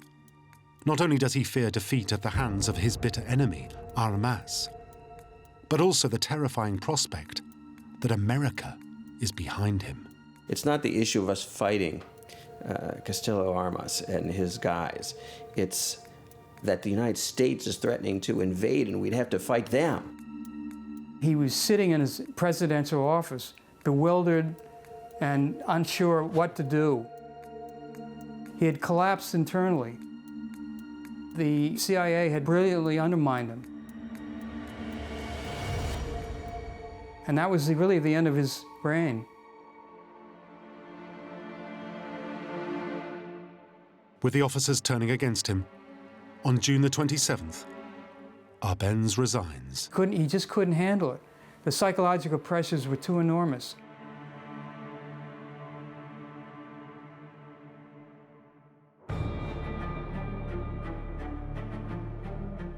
Ten days later, Castillo Armas is sworn in as Guatemala's new president. The exiled colonel, who just over a week earlier was a relatively unknown figure, is now the most powerful man in the country.